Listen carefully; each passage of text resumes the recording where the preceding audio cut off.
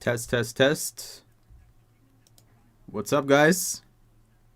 Had to start up the stream. Guys, I was not planning on streaming today, but yesterday after the food coma and after the pumpkin pie and all the goodies, the market futures were down like 400 points, guys. I knew that something was going to be cooking, so this morning when I woke up, yeah, I saw it. It didn't look good, guys. And I told you about this. That's the other thing. If you guys were watching my channel, I told you be careful. I didn't know that we would have I didn't know that it was going to be, of course, Africa, because they're talking about the variant in Africa and whatnot.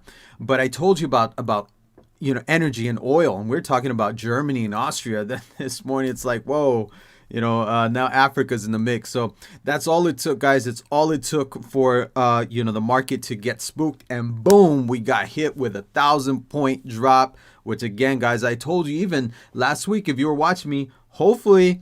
If you haven't been watching me, now is the time for you to click follow and watch, because I guys, this is what I'm trying to do to help us all to watch these traps. And last stream, I was talking to you guys about that we had 400 yearly lows on the in the Nasdaq, 400 yearly lows, and the market was flying high. So there was a lot of these were like little tremors. These were little tremors that again the media wasn't talking about, but they were alive and well. And this morning when I saw that now there's the African variant and whatever, that's all it took. Okay, it was already getting shaky. So hopefully you guys weren't out chasing things and whatnot. But I saw this, and again, guys, I knew something was kind of weird in the market. All right, something just didn't add up. There was all of this, I talked about going from inflation, right? Where inflation going to deflation if we get oil and energy plummeting. All of this stuff I mentioned, and then again now this morning it's like, whoa, down 1,000 points. Now I'm not a sage, I'm not some kind of fortune teller, guys, but all I do here is I watch the signs. That's what you have to look at. You have to look at what's going on, look at the geopolitical issues, look at the charts, watch everything. Pay attention to inflation, pay attention to your economic indicators, right? And not just the forum frenzy on Reddit or whatever it is where people are just chasing things. Because if you do that, you're going to get killed. And probably this morning is, really like scaring a lot of people. Because again, most people, all they do is buy. They don't know how to make money when the market's going down. So when I saw this, I'm like, man, I got to get up this morning. I mean, I'm going to get up anyways, but I'm like, I got to get streaming because I'm kind of like excited. All right, what's breaking? I already knew the market was getting shaky, but now with 1,000 point drop, I want to know what's starting to break. What should I get? What should I start, building some short positions in? All right, because the market is already kind of pretty much getting weak in the knees. You know what I mean? We haven't had a drop like this in 70 years, guys. Okay, I think it's been like 70 years since we've seen 1,000 point drop. And again, if you've been watching my channel, I've been telling you about inflation. The Fed doesn't even know what day it is half the time. All right, every time they come out, and that would be funny though if they come out and what they said is true. Inflation is transitory, because we go from inflation to deflation because the energy prices just collapsing, right? So look, guys, I'm excited, okay, because this is not a time to panic. All right, for those of you watching and you're like, oh, what do I do? This is not the time to panic, guys. So that's why I had to fire it up, because I'm like, I got to connect with my gang. I got to connect with my Twitch people and now my YouTube people. I got to connect with you guys and let you know, don't panic. Don't panic, all right? Now is the time. We knew things were not that great as is. I've been telling you guys for a long time, things aren't that great, okay? That doesn't mean that we were shorting when the market's going up, but it does mean that we were paying attention. All right, we're paying attention. Look, all right, I know they're feeding us all this. Markets is resilient, and the resilient consumer, and record-breaking earnings. And I told you guys about that too. Earnings and sales, right? How is it record-breaking if you're not selling as many units, right? So a lot of this I've been talking about how there's not necessarily lies, but kind of a twist, a little bit of misinformation. It's kind of like somebody goes up to you and you're like, man, my store is on fire. We're making so much money. I'm selling, I made more money last month than I did, last quarter than I did the previous quarter, right? And then you ask the question, oh, you did, right? Okay. So then you must be selling a lot more units. And that's, again, where the misinformation is, all right? That's the misinformation. They're not selling as much. We don't have the units as sold. All of that stuff, guys. And again, I talked about energy. I talked about what happened, when we were, how I said we don't need a lockdown here for the market to go to take a tumble. We don't need that. All we need is for energy to get hit, and boom, we would get hit. Sorry, guys, my phone is blowing up. Okay, people wondering what the heck's going on. Anyways, look, I had to fire it up. We got 30 minutes left, so I wanted to kind of check in and see what's moving and just connect with you guys and let you know how I'm playing this, okay? How I'm playing the market. I want to see what's moving. I want to see what I could be going short in, okay? And also, too, this is a time when you see the market drop like 1,000 points or even 500 points.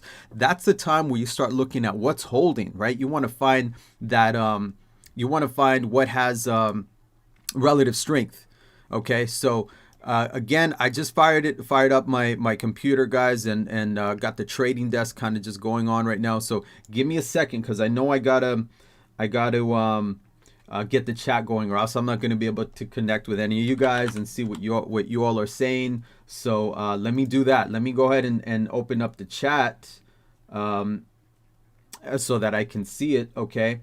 And then I got to do a scan, man. I got to see what's going on, and again, just kind of break into things. And already I'm seeing a couple people. Alpha, hey, how you doing, Alpha? Good to see you. Good to see you. If I don't recognize the name, so welcome.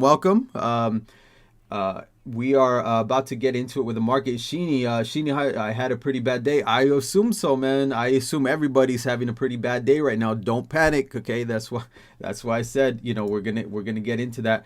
Do not panic, guys. And that's also why I say, take profits, all right? And I took profits on GM a couple days ago, because you don't know what's going to happen, guys. That's why it's a good idea to always take profits, okay? Take a little bit off, especially going over into the weekend. That's usually a good bet, because you don't know what's going to happen. But I took profits on GM because, again, just why not? It was up pretty big. Take some of the money. And I'm going to get into my positions, because you guys can see I'm pretty much all red. So you guys are probably wondering, why the heck is Chris so excited when like his screen is half red? I don't get it. I'll get into that, guys. You gotta, don't panic, okay? I'm going to see what's breaking, and then I'm going to get out. But right now, this is a good test, my friends. All of you watching, this is the test where you start getting your emotions in check. We just had Thanksgiving. We have to right now, you're gonna feel those emotions, okay? So this is a good lesson in controlling your emotions. Don't let them take the wheel, because they want to. Now, and you can't let it do that, okay? So that's what we're gonna do. We're not gonna let the emotions cloud our judgments. We're gonna look everything with non-bias, with no emotions, with no feelings. We're gonna cut out the stuff that looks crappy, okay? Get that out. The stuff that's holding, we'll leave it there. The stuff that's breaking, maybe we start short positions. But get your emotions out, okay? Your emotions are just going to make you, feel like it's the worst thing in the world. So, we're living, we're breathing. Thank God we have our health. Hopefully a lot of us have our health, So, look, this will pass, guys, okay? Don't let your emotions go out. This is nothing to really panic about, okay? You're gonna get hit in the market too. That's the other thing, guys. We can't be trading and expect that we're not gonna be, getting hit. Sometimes you are. Okay, this is again. I always say this is like a boxing ring. If you're gonna be a boxer, you have to know you're gonna have a busted up face. You're gonna have a crooked nose. You're probably gonna have some teeth knocked out. That's the nature of the sport. Okay. And it goes with the territory. Doesn't mean you can't be a great boxer, but it means you're gonna get hit in the face. Every now and then it's going to happen. So this is normal, guys. This happens, okay? I've been in these markets for a while. This is nothing new. You guys should have seen the day I saw Bear Stearns pretty much disintegrating. I remember in the office watching Bear Stearns go from like $100 to like $10, guys. It was crazy, all right? like, you know, everybody's with their jaw just hanging out. So this is nothing. All right, it's not nothing, but again, it's it's to be expected. Okay, and again, we were talking about a lot of this. So I got the chat up, guys, and let me see here.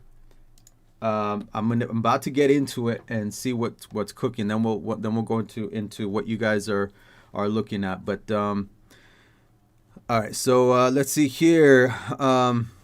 Alpha, I'm from Sparrow's stream. Cool, awesome, man. Well, welcome. Sparrow's stream is one of my favorites. So thank you. You're welcome. Pull up a seat, my friend. Have you know, have some of the eggnog. We're about to get into it with these markets, okay?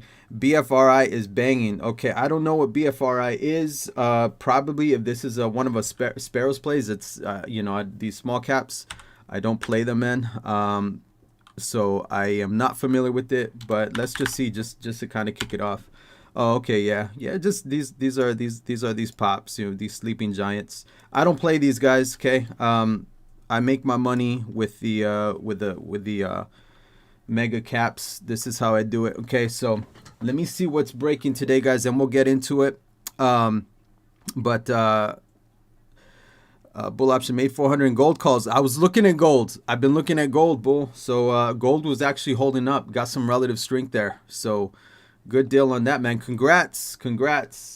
Now here's the thing, guys. One of the things is that when we have these kind of days, okay, nobody feel bad, okay. We most of the times when everything's red, you're probably gonna you're gonna get hit. Okay, so I'm looking now at what's going on. Again, guys, you can't take this stuff personally. Okay, you know what's a famous quote in Godfather? Okay, it's business, not personal. This is business. This is not personal. Okay, don't take it personal. Expect to lose money when you trade. Just make sure you're not losing that much. That's the name of the game. When you do lose, you're not losing a lot. When you do make money, you're making a lot more than what you lost. Very simple. It sounds too simple, but it is. It's just that we overcomplicate a lot of this with, you know, we just overcomplicate it. But it's really, at the end of the day, it's pretty simple. Okay. Make sure when you're down, you're not down that much. Make sure you have stops. So when you make money, you're making more than you lost. Hopefully at least twice, at least maybe 2-3 times the amount. But again, you're making more than what you lost. All right, so we got like 20 minutes left. Let's see what we got here. Let me go into my first position here, which is a Kami, or yeah, ACAM. Let me see what I got with ACAM. All right. Let's see here, ACAM, what's the deal with this? All right, so ACAM, this one's up like 2%. This one's holding pretty well. The whole market is pretty much like, you know, tumbling and getting crushed. ACAM is holding on, okay? So, and I'll get into the whole market in a second, talk a little bit more, but I want to go through these positions to make sure what I got to get out of the portfolio, and then continue on. So let me see, ACAM doing all right. AMC, I got AMC. I got AMC a couple days ago, and this one isn't doing that great. So AMC gets out of the books. All right, so let me go ahead and dump AMC. Let's get this one out. AMC, where are you? There you are. All right, let me get this out.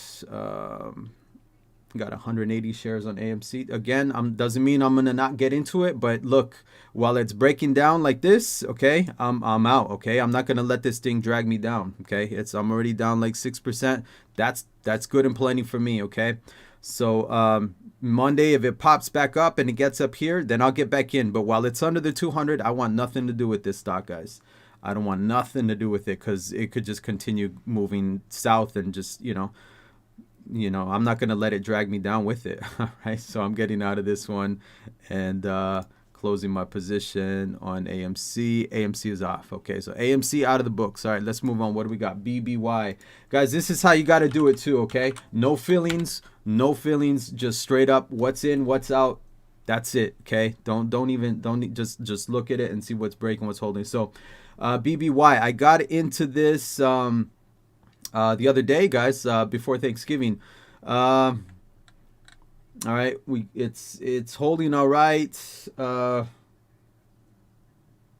This one's it's holding. I'm looking at my chart here. Okay, it's holding above that 200. Broke the 50 pretty All right, so let me see here. All right, so I'm gonna go ahead and get rid of this one too. All right, so let's go ahead and just dump out of BBBY. That's how you got to do it, just like that. Okay, no feelings, just get out of it. So, all right, that one is gone. Just get out of that. Okay, cool. So, and guys, this is another reason why I don't play small caps and why I don't play these little tiny stocks that nobody knows, because I have no liquidity. Okay, like I can get out of Bed Bath and Beyond like that. Okay, like nothing, like water. There's liquidity. There's, on average 7 million shares traded. Okay, so this is another reason why I play these stocks, because I can get in and out with no problem. I have liquidity and I don't have to worry about, oh man, what's my spread going to be?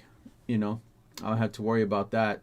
The difference, of being these manipulated, the lower they are, the more manipulation there is. Okay, so I don't have to deal with any of that stuff here. Okay, so that's another reason why I do it, because I put a lot of positions out there. I want to know that when I want to get out, I can get out, and I'm going to get out at a decent price and not get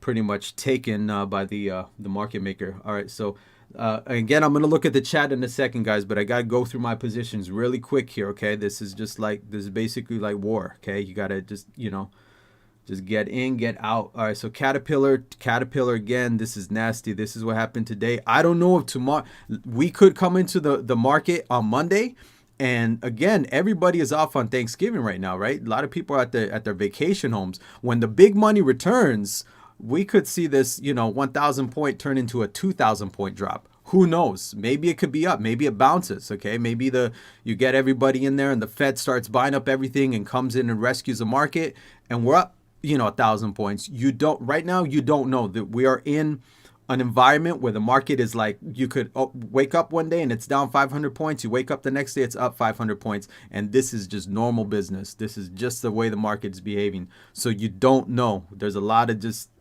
you have no idea. So, but again, it's possible that we can come in on Monday and the market could be down 2,000 points because everybody's back from the holidays and everybody went into the weekend looking at their portfolios. And a lot of people are like, I lost so much money, I want out of the market. And they're calling their brokers or they're logging into their trading accounts and they're hitting the sell button. So we could see all of that happen on Monday.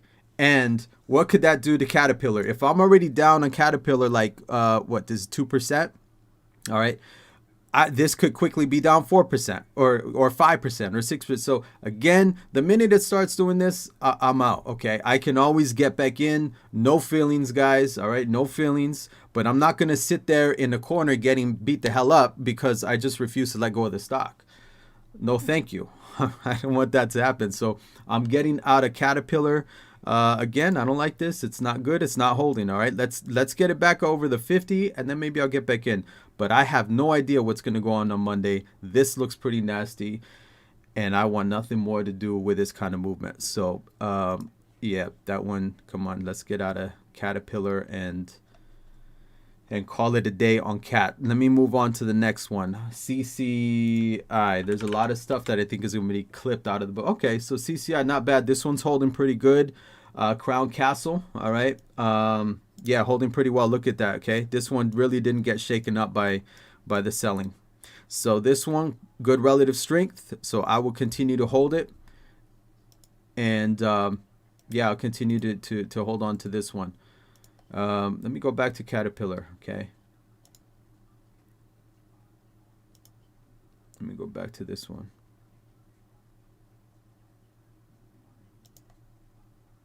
All right, there we go. Just put it that in. I went from a limit to a market order. I just want it out. Okay. I don't want nothing to do with Caterpillar. So Caterpillar's out. Let's get back into, okay, so CCCI, this one's holding well. Okay. Yes, you get some, we're getting some dip, but look, this thing isn't falling apart like Caterpillar. Okay, this is still nice. This is strong. Relative strength. Okay, so this is good. I'm gonna let this one chill. Let me go into CL, Colgate. What's CL doing? Okay, so I got cushion on this one. All right, look, this one's not breaking under the 200. The 50 held it pretty good. It's breaking under it, but that's fine. Okay, it's breaking under, but not on really significant volume. So this one I have some cushion on it. All right. So CL Colgate, this one stays in the books. This one is fine. I'm not going to be running for the door on this one. Let's move on. FMC. What do we got with FMC? FMC doing well. Okay. Yeah, it did take a hit today, but this one still is holding above that 200. And the minute they get under here, this again, I don't want anything to do with these stocks once they get under the 200 on my hourly. So this one, look, this was a pretty good reaction. Even though it gapped down, it held pretty good. Okay, the market was pretty much on sell-off mode. It went from like 300 down to 400 down to 1,000, and this thing really didn't budge. It pretty much, it didn't follow the market. So you got a little bit of relative strength here as well. Okay, got some cushion on this one. So this one stays in. FMC, this one makes it to the cut. That one could stay on the field. Let me go on to GM. GM is also okay. Yeah, it took a hit, but it's holding pretty good above that 200. So this one, I'm gonna stay in this one. That's fine. Okay. Again, if we get a pop and the market's up like 500,000 points on Monday, you're gonna see all of these relative strengths stocks. They're gonna get back up. So GM is fine. Okay, I'm gonna continue to hold on to GM. This one again, I have my cushion on it, and I took profits on GM. So this one's fine. Let me go into X or US Steel. What do we got with US Steel? Look at that, nasty, right under that 200-day. Yes, it kind of popped up, but I don't like anything under that 200-day. So unfortunately, X, you got to go, man. I got to get rid of you. Okay, it's time. You're canned, my friend. Okay, maybe I'll get back in this, but I'm sorry, gotta get this one out of the books. So X, you get out of the books and you are gone.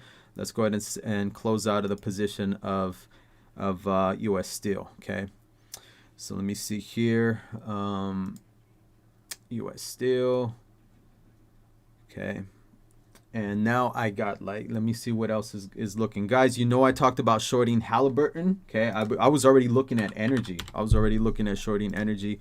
Let me see what Halliburton is doing. Halliburton, dang, look at this thing got sent down big time. I don't want to jump just yet. Okay, this is a pretty nasty gap. Okay, so again, if I short it now and the market pops to the upside on Monday, I'm gonna be down pretty quick. So I don't want to. I'm not gonna jump on this one just yet. Let me look at the spiders overall. Let's see how the spiders are holding. Ooh, look at that, guys, going through. That one's going through.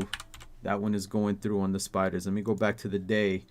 All right, so this one's still, look, there's no reason to panic just yet. Okay, the spiders is still above the 50. The minute it takes out the 50, that's when we might have a little fire spreading in the building. Okay, until then, I'm not going to really be panicking. Okay, the 50 is everything. The 50 is a good gauge, and for institutional support. Okay, the 50 is what's looked at by all the pretty much most of the fund managers and whatnot. They really like to look. That's the other thing, guys.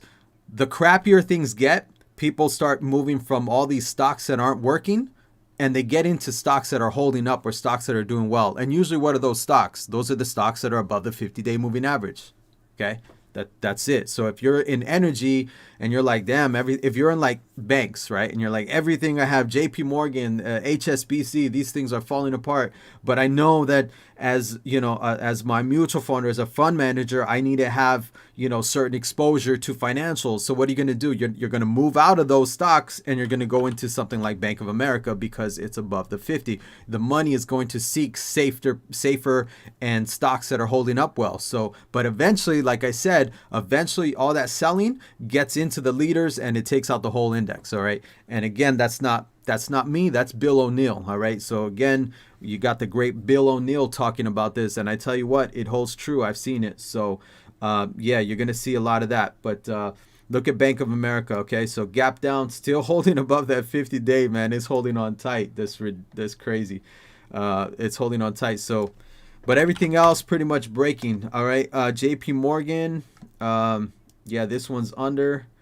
And again, though, a lot of this stuff is gapping down, though, guys. Okay, so like I said, we can come in on Monday, and the Fed could come in here and rescue things like they always do.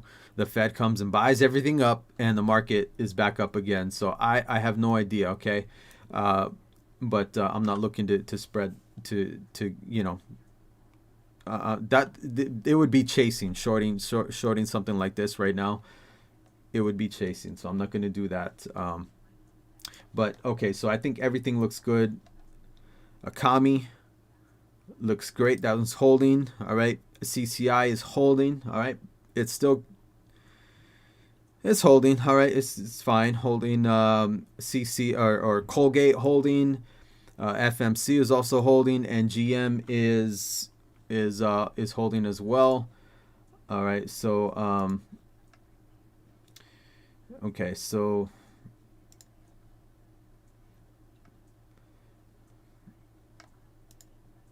let's see here.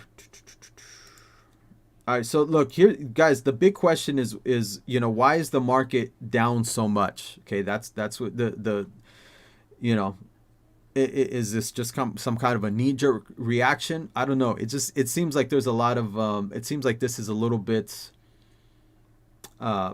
over panicking. All right, I knew the market wasn't doing so good, but this seems like a little bit of an overreaction. Okay, there was already a ton of stocks that were at their highs, and there was a ton of stocks that were already at the yearly lows, breaking the charts. Okay, so I think there's more to the news than what's going on. But the internals were already weak, man. Last week they were weak, so it just made this drop easy. All right, the internals were weak. It made this drop easy. So we're gonna have a lot to show for this weekend. Okay, you're gonna hear a lot about everything that's going out. But remember, it's not really the news, but it's how everything is reacting to the news. Okay, it's how everything is all reacting. Look at oil. Okay, look at that. Okay, there's our energy kind of coming in. Yeah. So.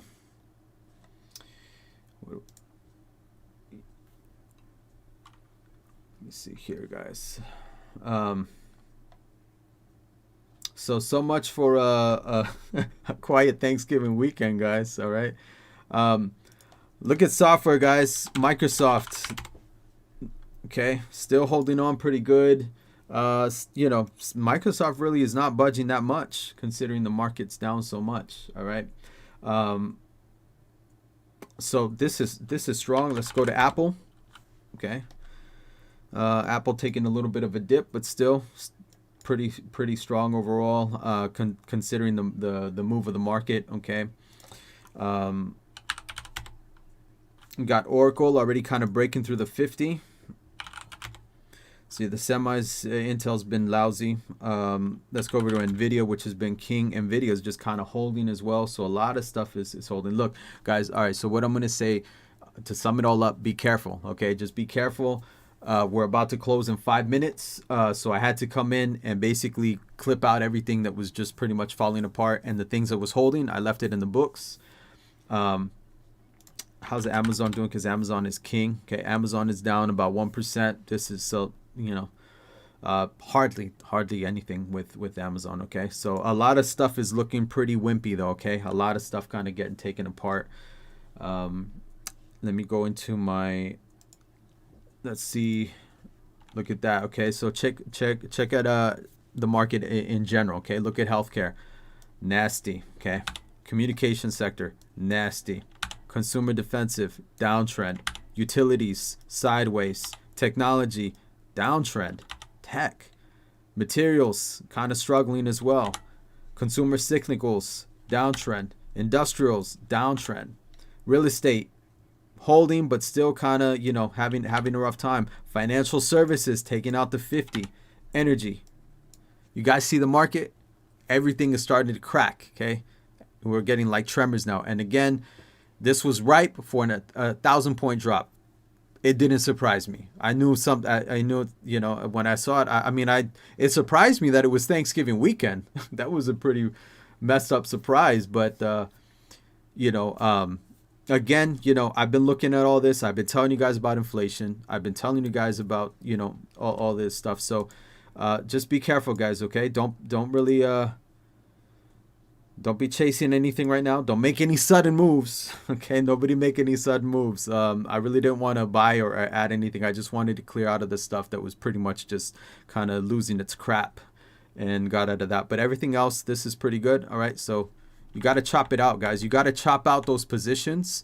that are running against you before they really burn down your financial portfolio. So that's the, what do I say? What is the number one goal of my channel? The number one goal is not for you for me to find a stock for you that's going to go, 1,000%. The number one goal of my channel is to help you preserve your capital. If you can do that, if you can preserve your capital, then let's see if we can make some money. All right. But that's the first thing. But if you're trying to aim for these 1,000-point moves, you're always looking for the big one, you're missing the whole point, which is preserving your capital. Okay. And that's fine if you're just like throwing $1,000 around or $5,000 or even whatever you have money you're playing with, that's fine. But when this is your livelihood, you're not going to be trading. You're not going to be treating your livelihood like it's, like it's just some speculation, like, oh, I'll buy this or buy that. Okay. You're going to approach it completely different. So this is not just like, oh, maybe I'll make some extra money on buying this stock. This is not that, guys. This is like, okay, this is a business. I got to make sure that I make money on this. And if I'm losing money, I got to make sure I'm not losing that much money, because this is my freaking business. This is how I make money. This is how I pretty much, put food on the table and all that stuff. It's this. So I can't, I'm not going to be buying some penny stock piece of crap and, oh, well, hopefully this will put my daughter through college. No, I'm going to be buying Colgate. Why? Because Colgate's going to be around for who knows how long. I'm going to be buying, GM. I'm going to be looking at Apple. Why? Because Apple's going to be around for a while, okay? But these other stocks are going to go to zero. All these SPACs, 80% of them are going to be gone. All these IPOs, okay? A lot of people are going to lose money. But you guys, again, just be careful, because you guys are watching. Hopefully I'm helping to keep you out of the woods and how to, again, just give you a different angle. All right. So that's it. The market closed. All right, guys, let me go ahead and check in with everybody. Okay. All right. So,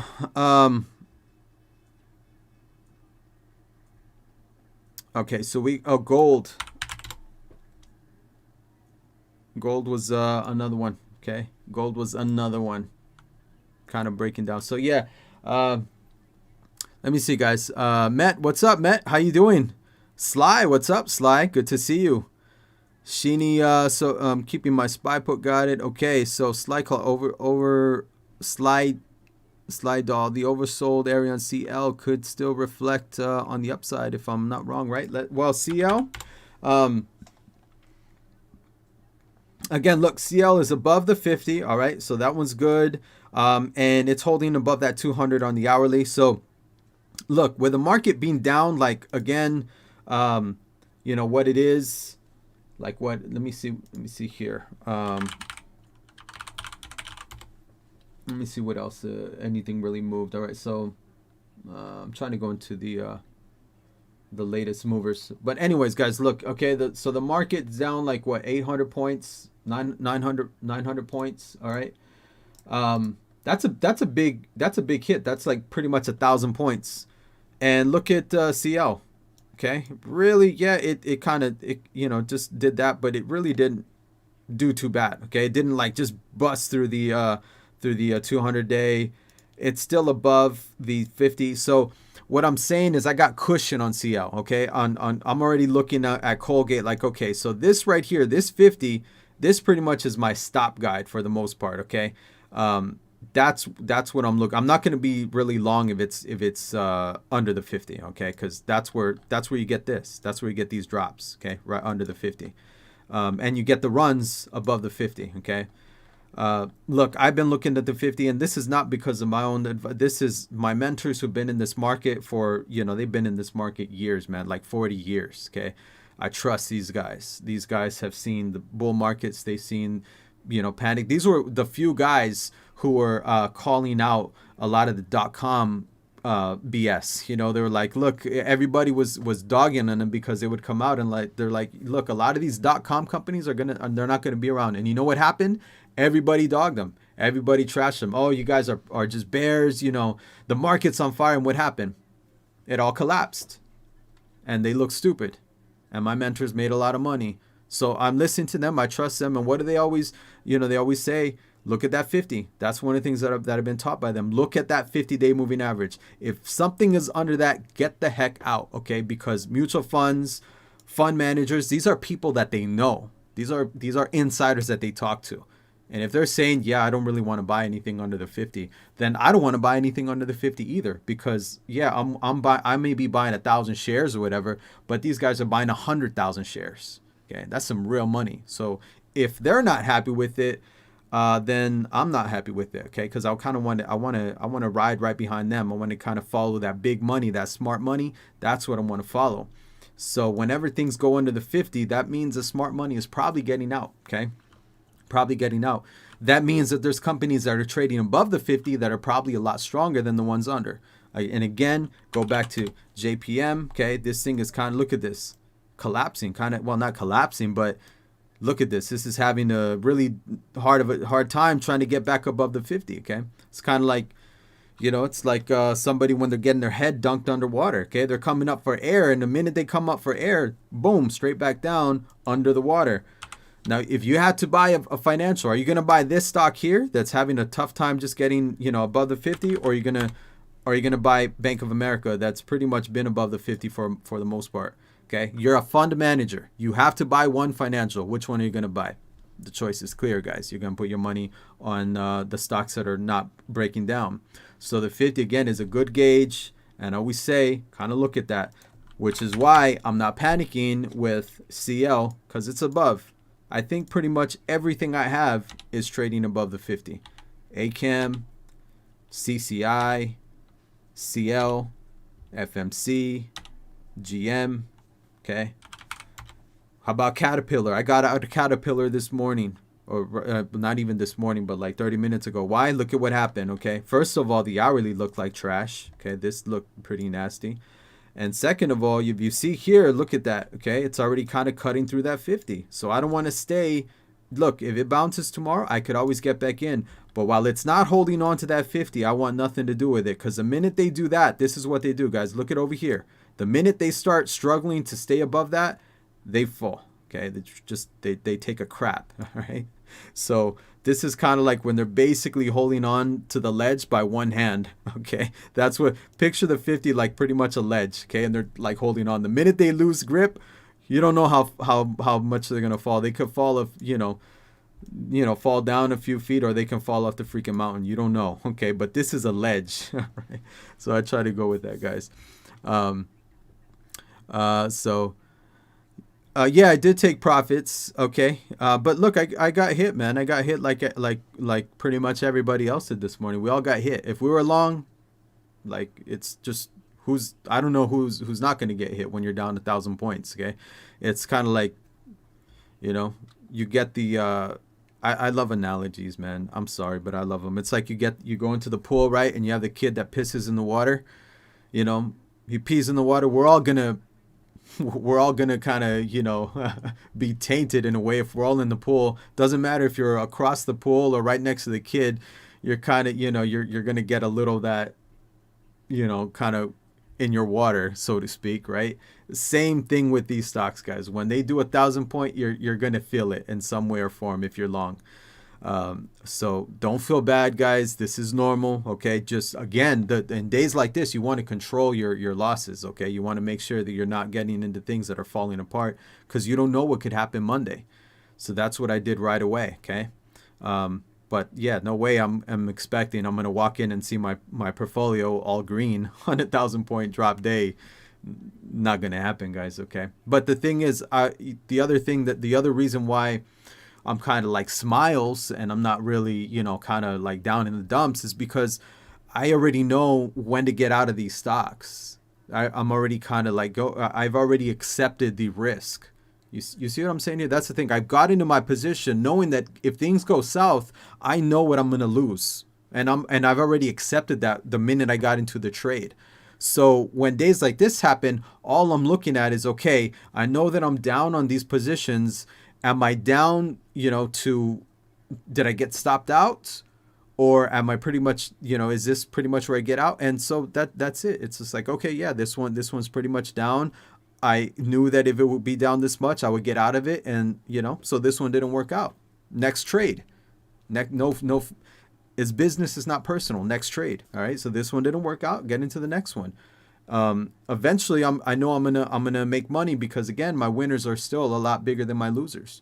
But if I don't control the losers, if I let the losers get out of hand, then my losers are going to really hit me, okay? So that's the thing. On days like this, you just don't panic.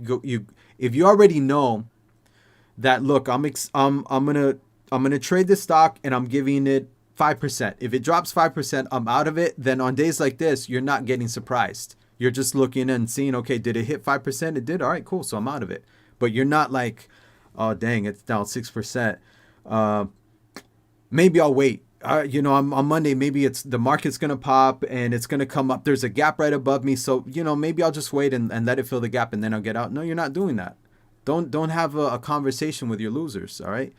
If they're down, they're down. If they hit your stop, they hit your stop. You get out of it, just like that. No feelings. You gotta no feelings. You just gotta, And if you're getting into the trades, and you're knowing that, look, all right, I can make 4 times the amount that I can lose on it, then you don't really feel bad. Because as long as you can trade like that, knowing risks are going to be small and rewards are going to be great, all it takes is a few winners, and you're going to be fine. I mean, guys, like I was going through my trades, and like in like 3 stocks, I was up like 100%. And like, let me see here. I have my books that I was kind of looking at, because this is pretty important here. Okay, so yeah, like, okay, Apple. Okay, I haven't traded Apple in a bit, but Apple, AMD, Best Buy. Okay, so look, guys, like, yeah, Best Buy. I was up like 75% since 2020 on Best Buy, up like 75%. Okay. AMD, I was up like 100% since 2019. Okay. And Apple, I was up like 58% on Apple since 2020. Okay. So now, why do I say this? Not to boast. Okay. I hate boasting. I'm not boasting. What I'm saying is that I was up on these positions. Why? Okay. Does that mean that I didn't take any losses? No, I took a string of losses on them. I probably took more losses than I took winners. Okay. Let me see here. Again, just to kind of go back.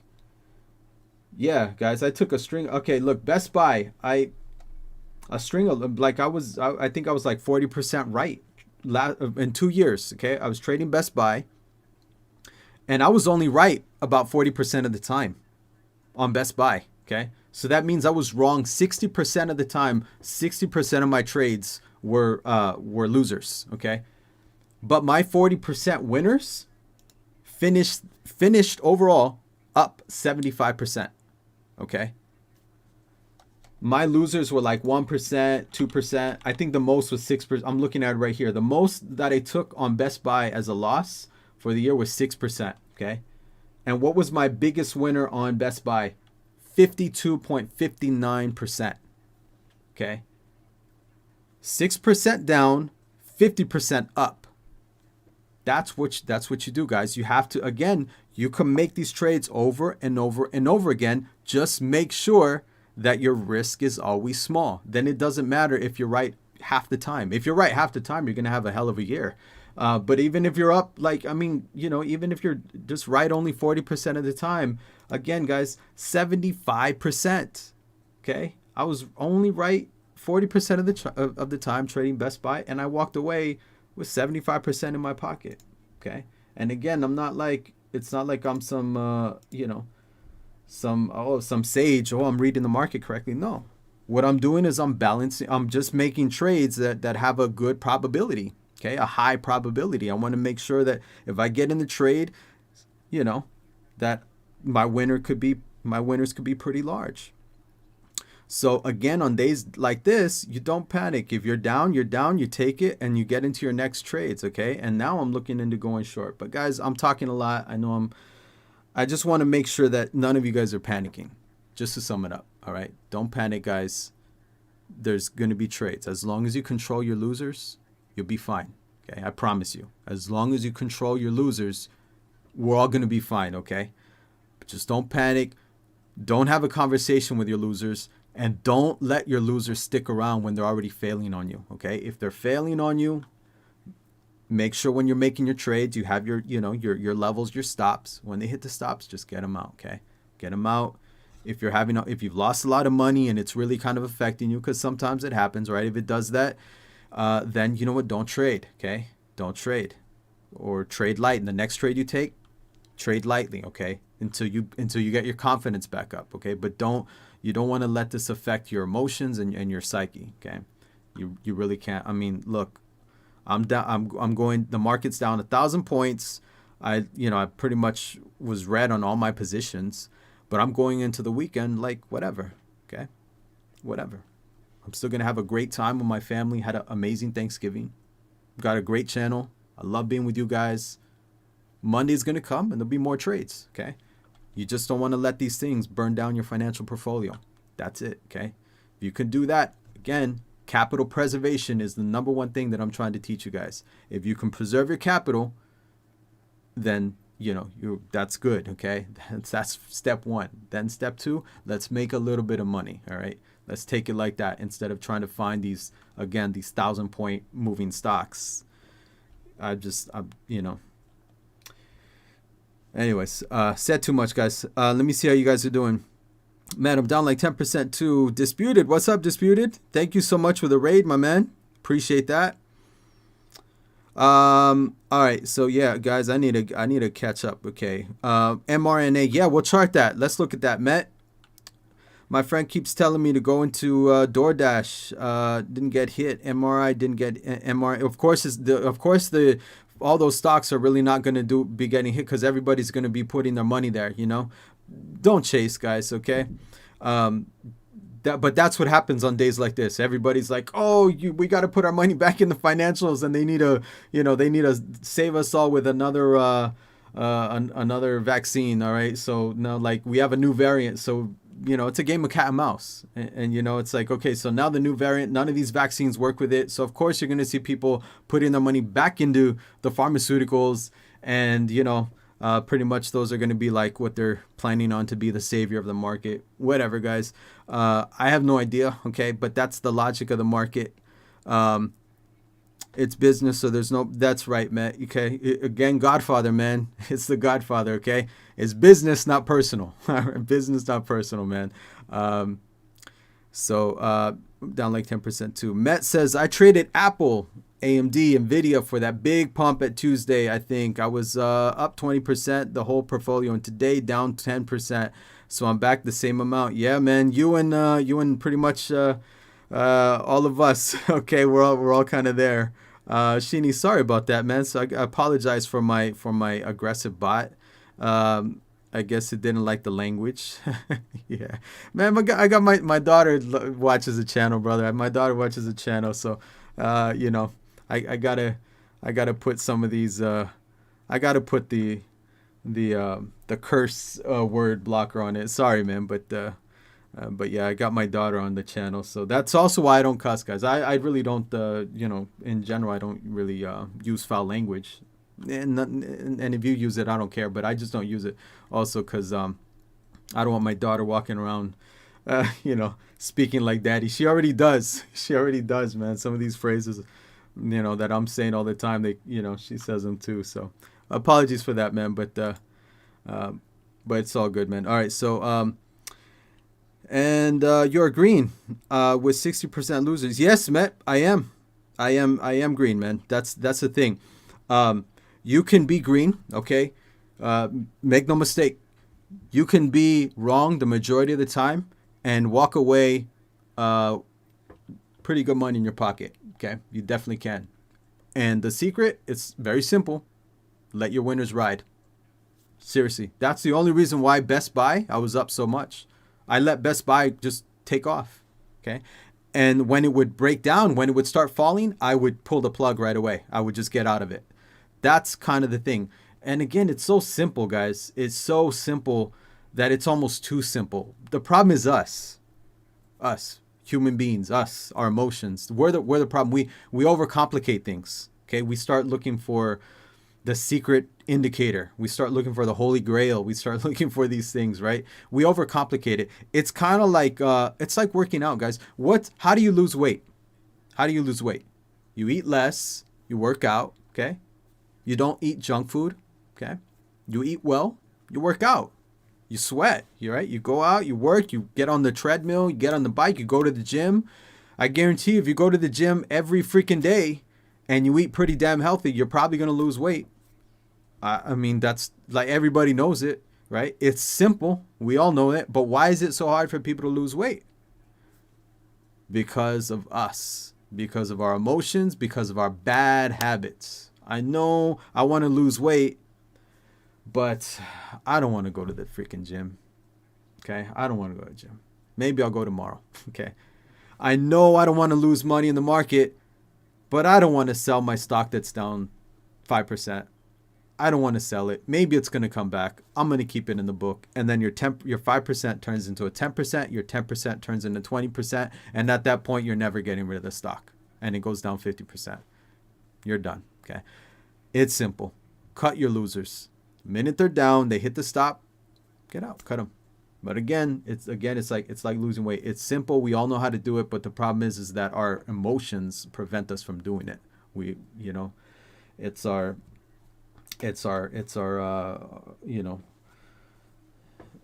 well, whatever it is, it's the way human beings behave, guys. So, bears don't panic when the market is going down.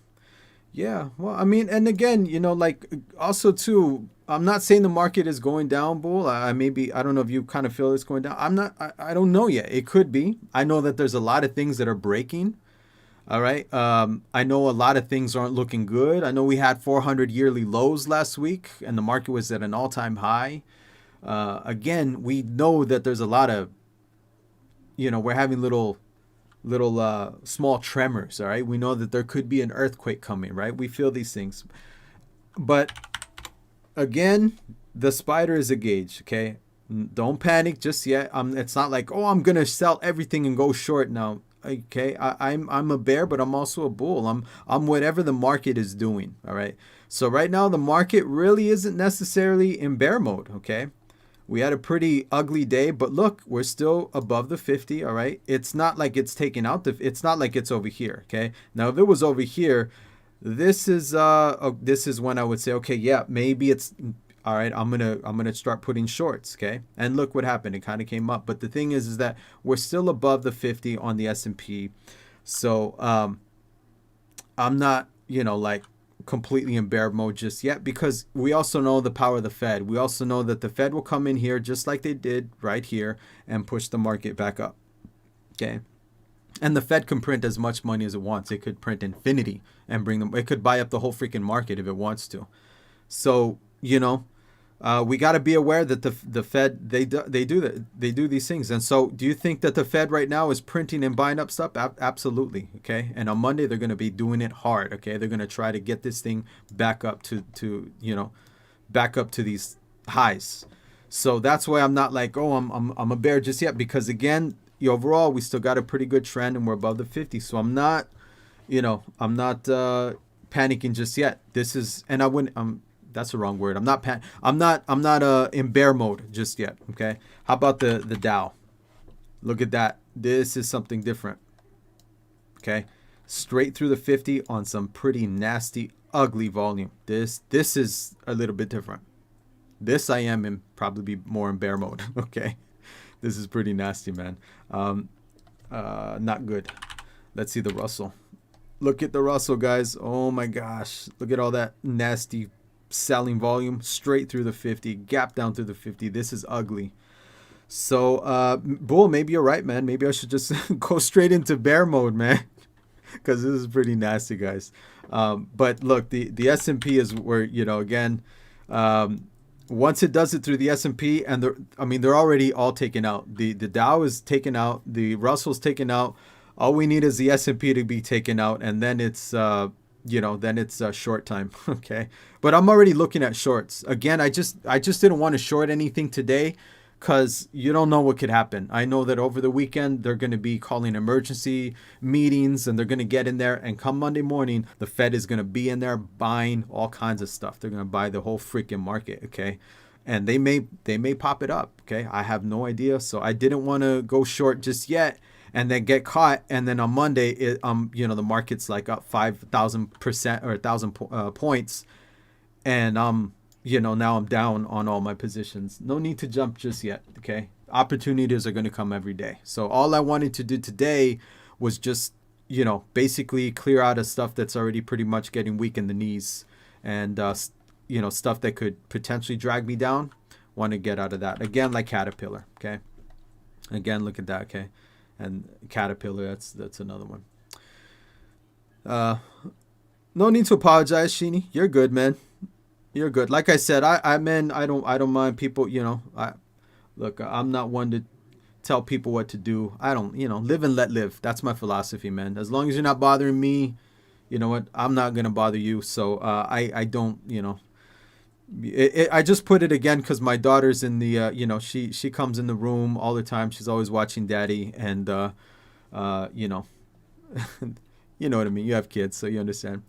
You had an 8% loss today. Swings on the SPY options were offbeat today.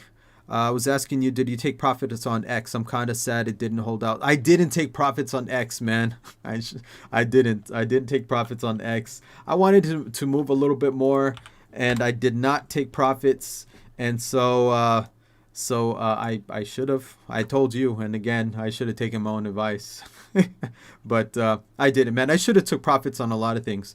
But you remember what I said when I did my video, that on Thanksgiving week, usually this is crazy, man. This is wild that this is actually going on in like Thanksgiving week, because usually Thanksgiving week, nothing happens. Like nothing. The market's like up a little bit. That's it. That's because everybody, all the big money players, they're off on their vacation homes. They're not in their offices. They're not in New York. They're not in the trading desk. They're all gone. They're all, in the countryside, kind of chilling with their families during Thanksgiving week. So to see this kind of action on Thanksgiving week, it's wild, man. Okay, this is crazy. This is, again, I've seen these movements in the market. I'm not surprised, but the fact that it went on Thanksgiving week, that's unheard of. Okay, usually that's not what happens. So that's why I didn't take profits. I was just like, oh, Thanksgiving week, probably gonna be, get some nice movement, and on Monday maybe take some profits. But I'm glad I took profits on CAT. That I'm glad I took profits on. Yeah, I got out of U.S. Steel, okay, because again, it's holding above the 50. I mean, that's a nice reaction, but I don't like this gap down through the 100. And again, this is X, so this is tied to this, okay. This is if the Dow is having a hard time, X is going to be having a hard time. So if the Dow is getting crushed, a lot of these stocks, and even CL, this is part of it. So you just got to. I just wanted to get out of stuff that was really kind of breaking, and Caterpillar taking out the lows like this, okay, because this was a low and it took it out. So X, again breaking through the lows. Yeah, it did bounce a little bit, but still, the fact that it broke through, it didn't bounce enough. And look, it's having a. If the whole market goes down on Monday, this thing is going to have a hard time getting above that 100-day. It's going to slice through the 50 probably pretty easy. So that's why I got out of this one. Okay, and if you see the hourly, you could already see. Look at that. Okay, it just cut through the 200-day pretty quick. So yeah, what's up, stock? How you doing, man? Bull says next news cycle, Fed worries about inflation and decreases asset purchases. Yeah, that's the other thing, man. They might want the Fed to be raising their interest rates, which is gonna do a number on the market, man. So you are calling it right, Bull. You are absolutely. I'm with you, brother. I'm with you, man. As guys, if you aren't seeing, a Bull is saying here, Bull is right on the money, and Bull probably is one of the few guys, I guess, who made some pretty good green today, right?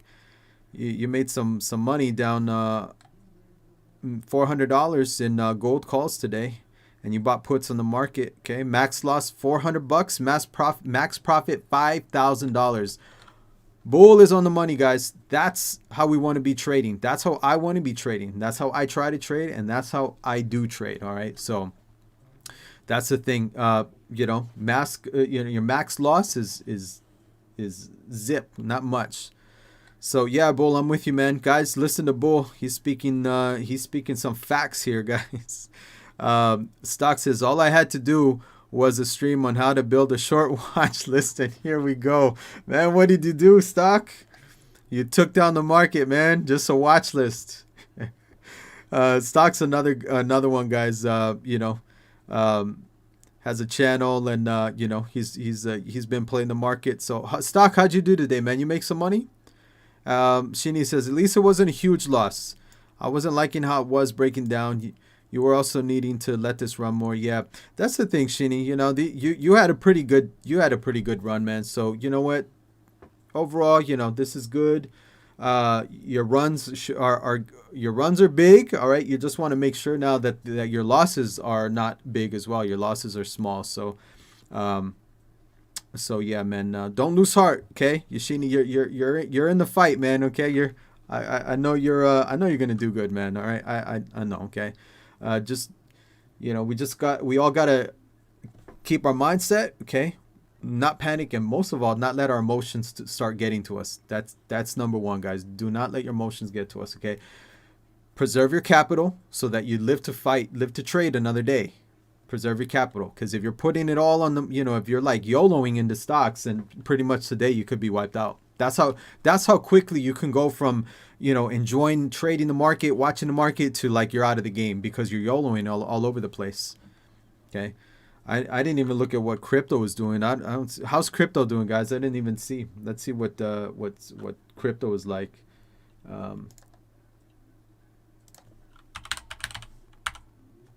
Let's see crypto.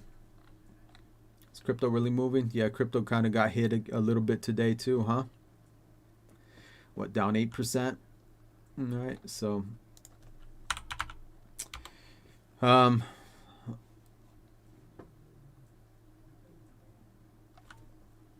let's see here. Looks like some market MM is pumping PTM right now. What's up, Real? How you doing? Shout out to Real. First time chat, man. Hey, how you doing, man? What are you looking at, Real? I don't know what you're trading or how you trade, but right here we pretty much don't do the YOLOing, man. Okay, these are my positions right here, man. This is the stocks that I'm trading. I cleared out of a lot today because everything turned red, and a lot of stuff was pretty much breaking down. So I cleared out of a lot of my positions. Met says apes home, apes strong together. Yeah, the thing about the apes, though, Met, is that the apes don't know when to sell. Okay, they're like the old men who bought Intel and never refused to sell it, and now basically they get taken out because they never refuse to sell Intel and get into Nvidia. Okay, so you got to be careful. Again, if there's any apes in the room, I'm not trying to disrespect you guys, but look right here, it's I'm gonna start saying the famous Godfather quote. Okay, it's business, it's not personal. All right, you don't want to take this stuff personally. Okay, you don't want to marry these stocks. You don't want to get too attached to them.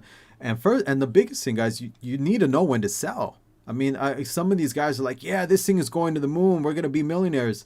Well, you're not gonna be a millionaire if you never sell the freaking stock. Like you're like on paper, it's like, yeah, I'm a millionaire.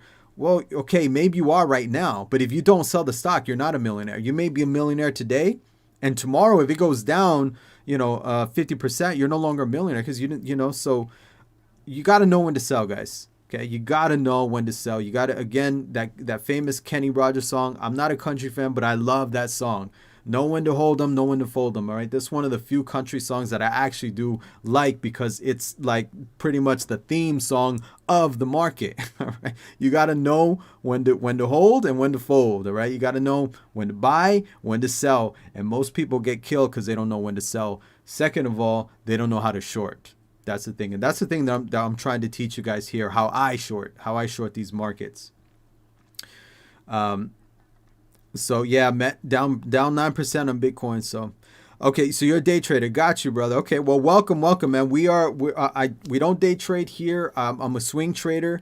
A little bit of a background. I used to trade with one of the largest banks in the world. Okay, I was a professional trader with the Royal Bank of Canada. All right, and traded a lot of a lot of money in there on Wall Street, and did that for a little bit. And I've been trading on my own for 5 years. I'm no longer a financial professional. Okay, that's kind of that's my spiel on my. If you follow me on YouTube, that's one of the things I kick off with my disclaimer. I'm not a financial professional. I don't tell people what to buy or sell.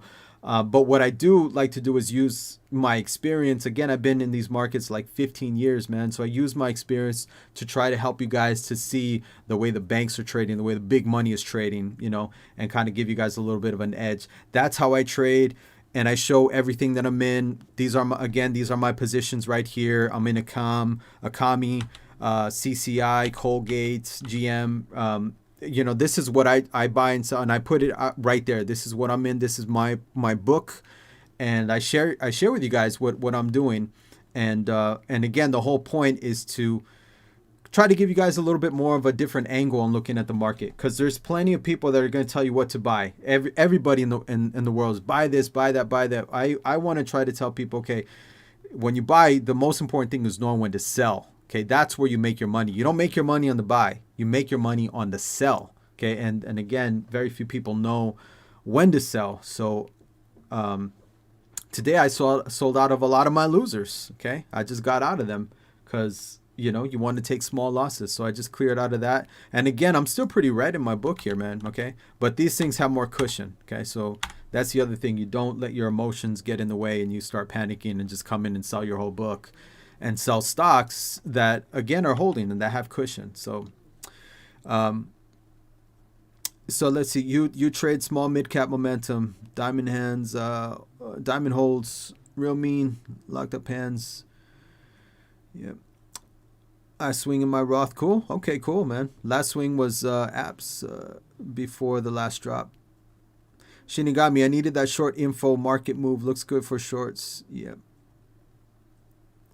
Yeah, man. I trade. I try to trade. All I'm trading is, I call them the mega corporations. All right. It's a sci-fi term. It's a mega corps. Okay, but the proper term is mega caps, right? So some people are like, no, aren't they called mega caps? Oh yeah, they're called. But I have my own lingo here.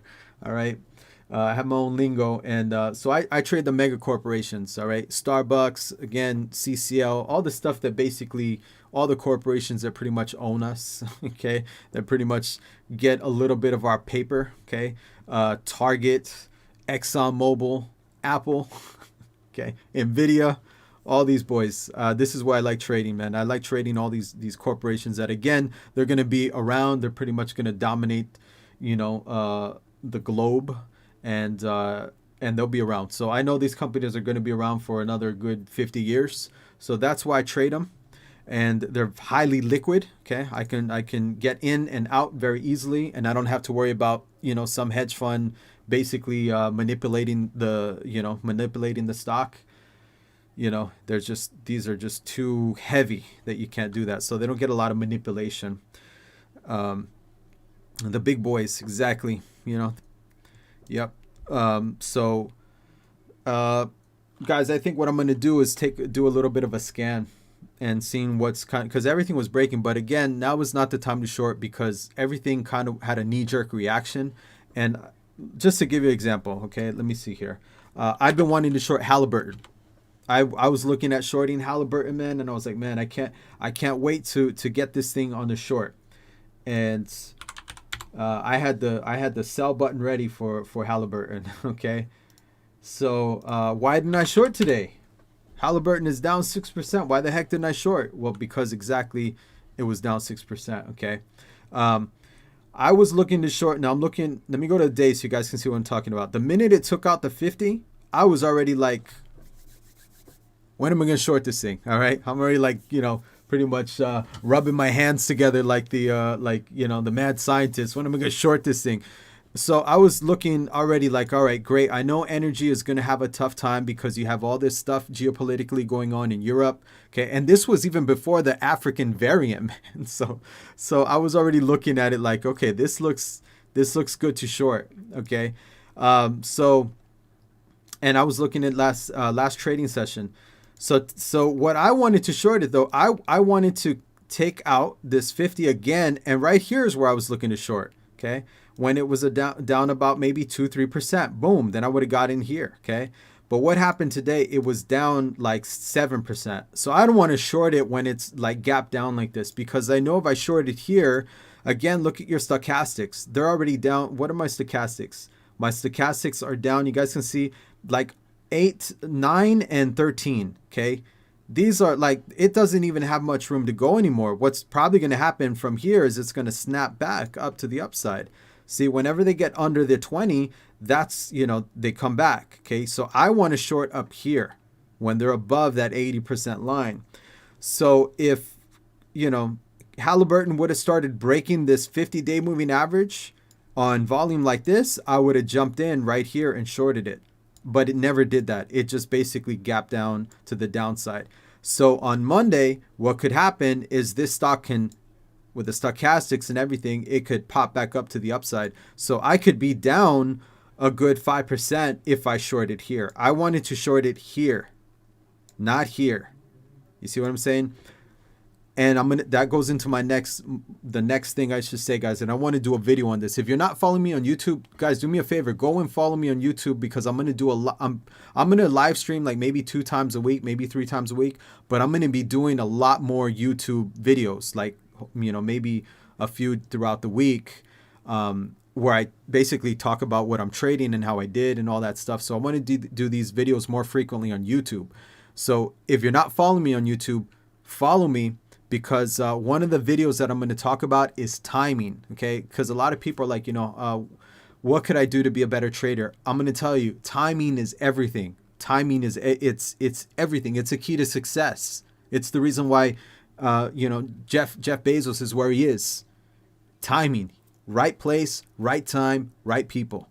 Apple, timing, right place, right product. Okay, everything in this world revolves on timing. Okay, how do people become superstars in the entertainment industry? They meet the right person at the right time. Okay, it's all timing. And it's the same thing with the market, with trading. A lot of it is timing. Okay, you got to know when to get in and when to get out. You don't want to, hesitate on the draw. That if you saw me this morning, if you guys didn't come in, if you're just coming in now, this morning when I opened up the stream, I was quickly getting out of my positions, just like that. Quick. Timing. Okay, timing is everything. You want to know when you just have to have that kind of reaction to it. And again, I compare this to the game of baseball. Okay, to get that home run, you got to swing at the right time, and they come together, and you get a nice hit. Timing is everything. So with Halliburton, I'm waiting for it to break and get in right here. That's my timing. For it to do this is the wrong thing. I would be chasing. I would be doing the wrong thing here. So this is not good timing. But again, I'm going to do a video on this, guys, and I'm making some notes, and I want to talk about this a little bit further. So again, if you're not following me on YouTube and you want to hear a little bit more about how you can time the market a little bit better, how does that help you, follow, because that's going to be a nice video that I want to do, especially as we get into the new year. I think it'll help a lot of you guys out there. So yeah.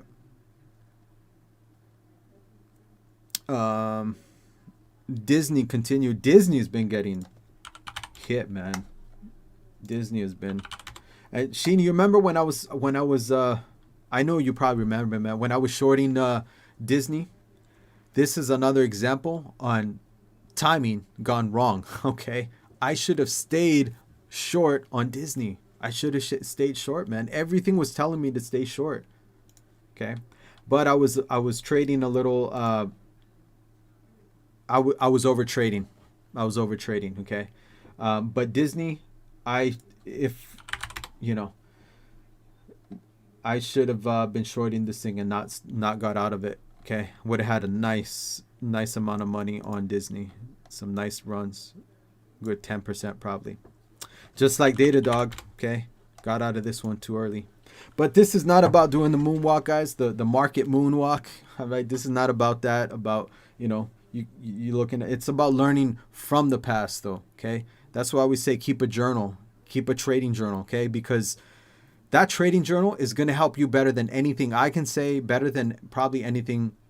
Well, there's a lot of good books, so I'm not going to go there.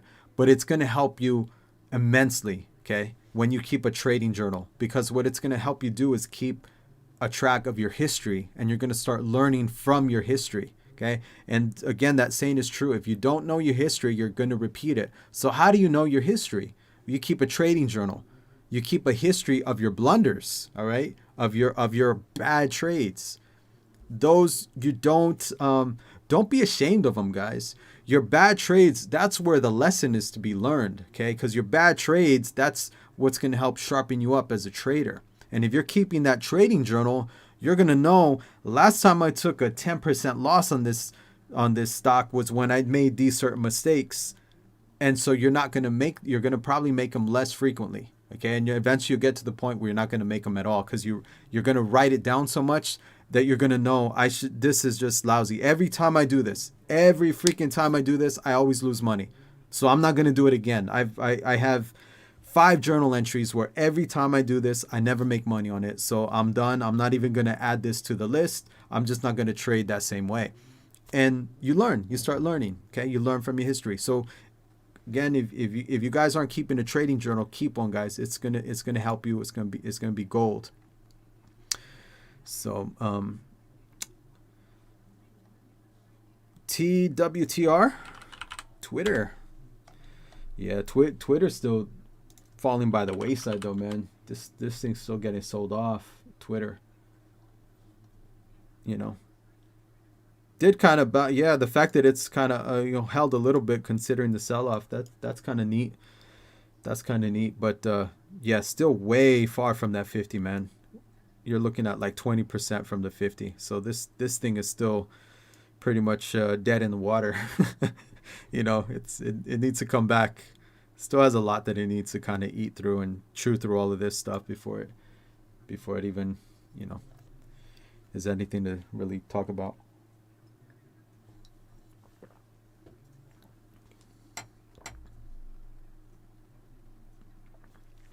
Was going over this exact same thing on my stream the other day. We're not insane. Keep preaching it, stock. Let's spread the word, man. Let's keep the people out of these financial pitfalls. That's the thing, man. If I could help one or two of you guys who are watching the stream to just help you guys to not lose money, the channel has succeeded in its goals, because that's really the rule, is to help everyone not to lose money, and again, capital preservation. So stock, keep preaching it, man. We could help some of these people from making some terrible blunders, man. I wish I would have had this when I first started trading. If I first started trading and I would have had like a community like this Twitch, this would have been amazing, man. It would have been a shortcut to learning how to trade the markets. I mean, because we didn't have, and I know you know what I'm talking about, stock, because you've been trading in these markets for a while too. You've been trading for a minute. Back then all we had was books and mistakes. That's it, man. Books and mistakes to learn from. So if you were reading a lot of books, you were getting some information. If you guys know, I did not go to college for finance, and I'm glad. I was talking about this yesterday on Thanksgiving, man. I was giving thanks that I didn't go to college for finance, because I would not have learned a damn thing. All right, maybe I would have. All right, I'm exaggerating. But for the most part, guys, all of these analysts out there trading, all these people on CNBC talking, these guys have a track record, man, that just is, it's not good. All right, most of these guys cannot trade the markets, man, and they've been in school for like 20 freaking years. Okay, so guys, if you really want to learn how to trade the markets, you got to learn from people who are making money. You got to learn from the champs. That's why you got to read books. Market Wizards, start there. Start with Market Wizards. Learn, these are the champions, and you get a first sight interview on how they trade. Because, if these guys were in the universities and they were the ones teaching the lectures, damn right, I would have got a degree in finance. Absolutely, man. I would have been there front and center. I want to learn from these guys. But instead, a lot of the professors who are teaching the markets are teaching the random walk theory. And that's a whole bunch of hocus pocus, man. The market is not random. The market goes in cycles, okay? Fibonacci, Fibonacci has the record for this, man. Fibonacci told us about this years ago. He's probably, rolling over in his grave every time he hears these professors talking about random walk theory. That's hocus pocus, guys. And that's just, I don't want to learn from somebody like that. It's just, and I was talking about this again yesterday at the dinner table with the family. I'm like, the market is one of the industries where, if you have a degree, it's not going to help you. Okay. Like if you want to be a plumber, right, you start off as an apprentice and you learn from the master and he teaches you plumbing and you learn it. If you want to be, an electrician, same exact thing. You start off and you learn from somebody who knows what the heck they're doing, or you're going to get fried and electrocuted, right? So you learn. If you want to be a doctor, you go so you know how to operate on people, right? You got to know.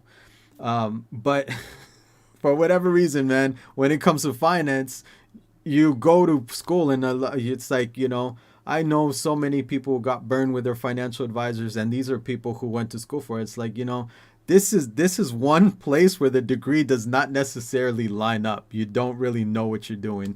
And again, guys, read what is it right here? Turtle Trade is a complete turtle trader. Pick up that book and you guys will know what I'm talking about.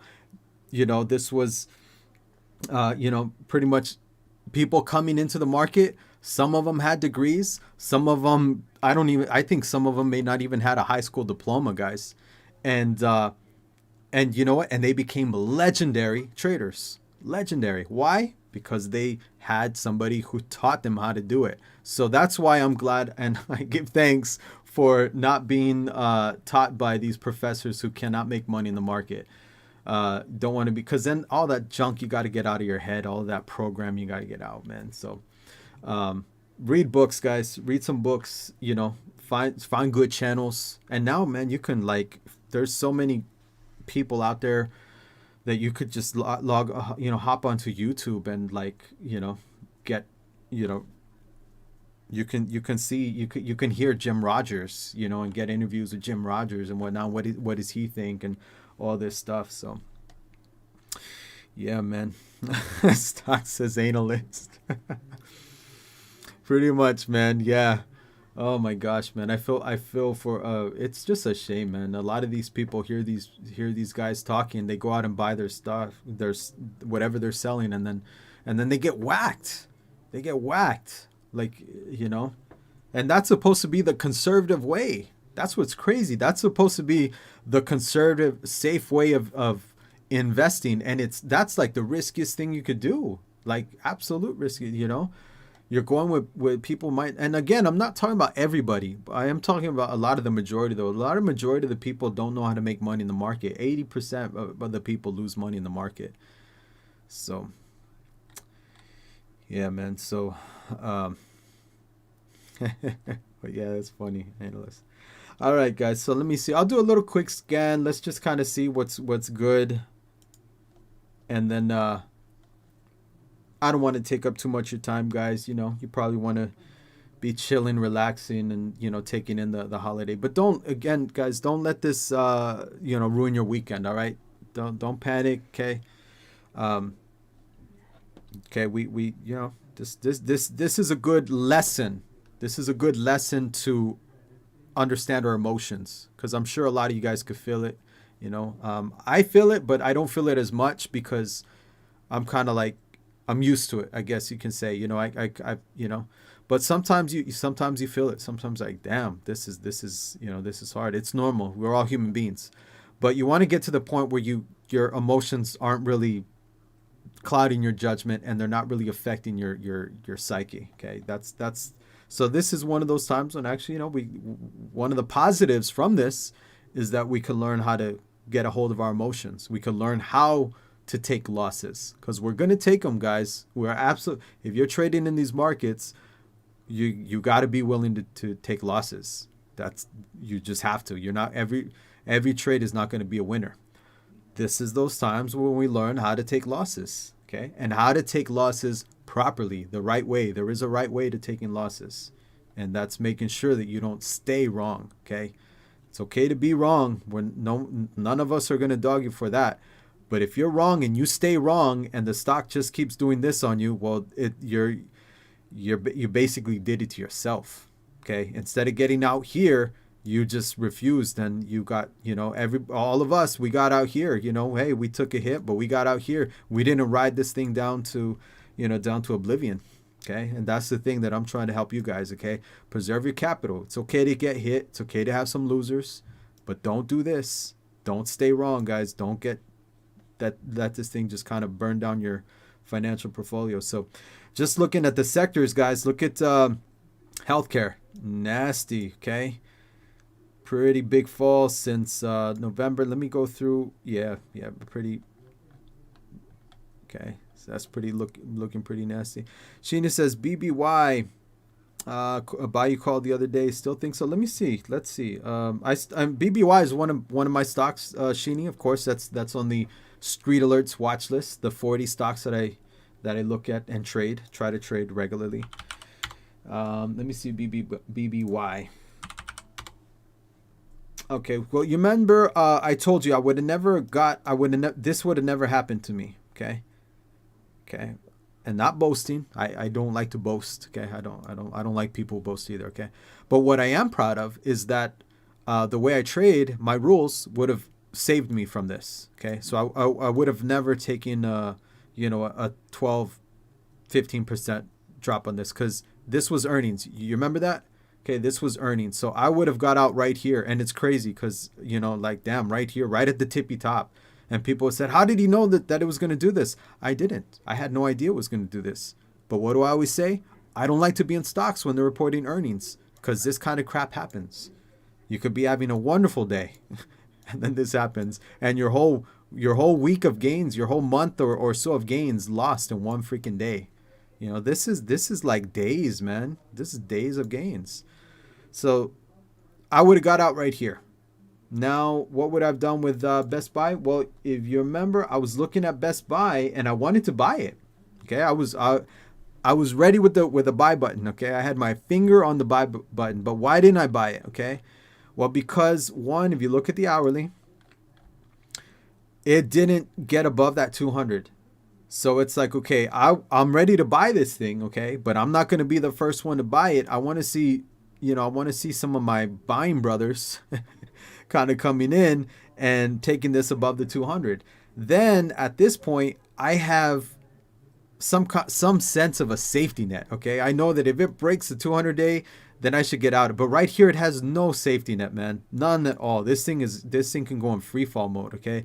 So I wanted Best Buy to get back up above, these safety nets, okay? These cables. And it never did it. Best Buy never did it. I thought maybe on the 24th, it would have kind of tried to move up because on the 23rd, it bounced. But then on the 24th, it gave it all back. And then today, look at that. That's pretty nasty. Now, it didn't sell off. Okay, it did have some relative strength, okay, because it could have just tanked, with the market, but it didn't. It pretty much is holding right here. But does that mean I'm going to buy it? No, it still needs to get above here. Okay, I really need some buyers. I don't want to be the lowly buyer in this one. I don't want to be the first one. Okay, let's let the big money come in and push it up, and then I'll get behind them. Okay, then I have something behind me. But I don't want to be the first one. So you say, do I still think Best Buy is good? I like it. But well, no, I'm not gonna buy it. Okay, remember what I said about timing. So let me rephrase that. Okay, it's it never got above the 200, so I never bought it. I wouldn't have bought it. Okay. Now, right now, I would have liked to buy this thing on October the 22nd. Let me go back to October the 22nd. Right here. Okay. This is when, basically, this was my entry signal. This is my entry point. This is when I like to buy it. Now it ran, so I never bought it, of course, and I wasn't going to buy it up here. I wanted to buy it here, okay? So when it dropped, I said on my stream, if you guys are watching, that this may be a time to buy it because it's at the price where I wanted to originally buy it at, okay? Which is around like $118, and now it's there. So I said this may be a stock that I want to buy right now. But again, I didn't pull the trigger because it didn't go above the 200 and it just looked very, very weak, okay? You want to buy when you see the strength come in, and Best Buy never did, never got strength. So now, yeah, I guess, if it gets above, I could buy it, but at that point there could be other stocks that are looking better. So, why take sloppy seconds? You feel me, man? Why take sloppy seconds? At this point, it's like, oh, okay, all right, it wouldn't have worked out. Next trade, next chart. What else do we got? But yeah. So again, this is timing, and don't want to play the moonwalk. So at this point, it already pretty much had a run, and now it's kind of like having a tough time. So it's not the same stock that it was back here on the 22nd. Okay, back here it was a strong stock. Now it's weak in the knees. Okay, so this is not the same stock that it was even a month ago. That's how they behave. So I want to find a stock that's like this and get into that one. So that's what I say. Next chart. Let's move on. We got hundreds of charts. Let's find a better one. Yeah, no, it's good that you bring it up, Sheeny. That's good that you're watching, man. That's good that you're watching. You guys also help keep me in the woods. Out of the woods. Hopefully you guys don't take me in the woods, man. But no, you guys help me to, just by having this channel and talking to you guys, it becomes a conversation. So sometimes when I make trades, you guys, just by questioning, hey, wait a second, didn't you say this? Why are you making this trade if you said this? It helps me, okay? It helps me to either own up to it, say, oh, you're right, or say, oh, well, wait a second, this one I'm going to break the rules. You guys are right. You pointed it out, but I'm breaking the rules. And you can break the rules when you know the rules. Okay, that's the other thing. You don't want to always break them, but it's occasionally, it's like I say, I'll buy stocks that are trading under the 50, even though I say I don't, never trade anything, never buy anything that's under the 50. I'll do it sometimes, but I'm aware that I'm doing it. It's not like, at that point, it's like, okay, I know what I'm doing. It's not, it's not like something I'm oblivious to. So when you know that you are breaking some of the rules, then you know that you're taking a little bit more risk. And there's nothing wrong with that, as long as you know what you're doing. If you don't know what you're doing, then there's plenty wrong with it, because you're like, it's like you're not aware that your risk is moving higher. You want to be aware of that. And if you're willing to take that, then it's fine, okay? Because you're aware of it. You know. So sometimes I break my rules. I hope they don't keep you in the woods. Yeah, man, I tell you. Don't want that. All right. Stock says Larry Kudlow. Oh, man, Larry Kudlow. I'm not a big fan of Kudlow, but our techs are all overvalued, but that's not a factor right now. Jim Cramer, CNBC, throughout the 90s. Stocks went up so long that millions started to believe the pundits who predicted they would climb forever. And these guys are still on TV, man. That's what's crazy. They're still on TV. Only place it could happen is Wall Street, man. This happened during one of the worst markets since the Great Depressions. Yep. Yeah.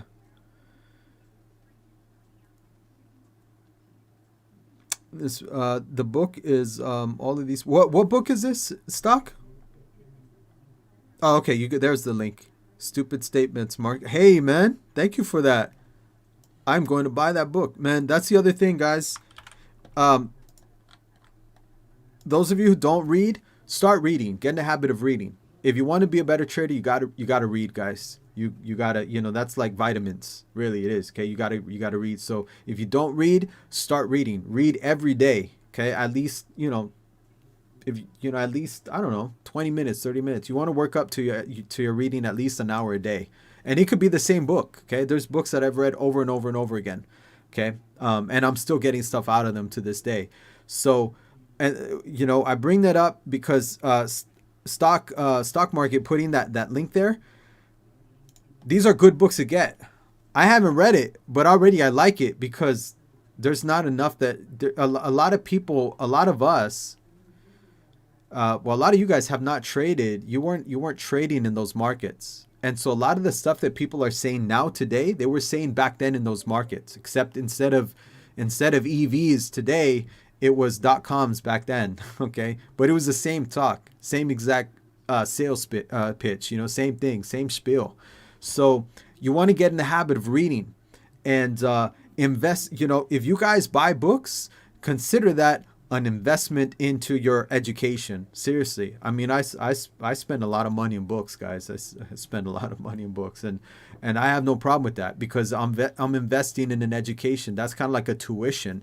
I'm able to kind of tap into these you know, these guys who know what the heck they're doing, and I want to learn from them. So, you know, pick up books, read books. You know, a lot of stuff that I need to make a list on, like the top 25 books that you should have in your library. You know, the top books that you should be buying or reading.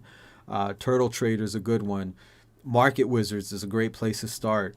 Jesse Livermore, you know, the book that Stock just mentioned. Read, guys. Get in the habit of reading every day, and you'll you know, it's going to help you by leaps and bounds. So, Stock, thanks for that, man. I'm going to check it out. I'm going to check out that book, and like I said, probably going to buy it, man. My wife's probably going to be like, you just bought, like, you know, 3 books last week. I can't read enough, man. But I'm reading them. I read them. You know, you even a little bit every day, just read them. Eventually, you know, you're going to get gems out of them.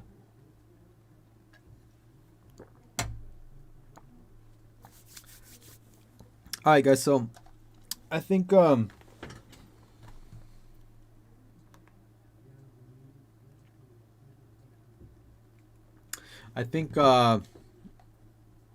gonna go through my weekly watch, okay, and then I'm gonna wrap it up. I'm not gonna go through do a whole scan or anything like that. Start scanning the sectors.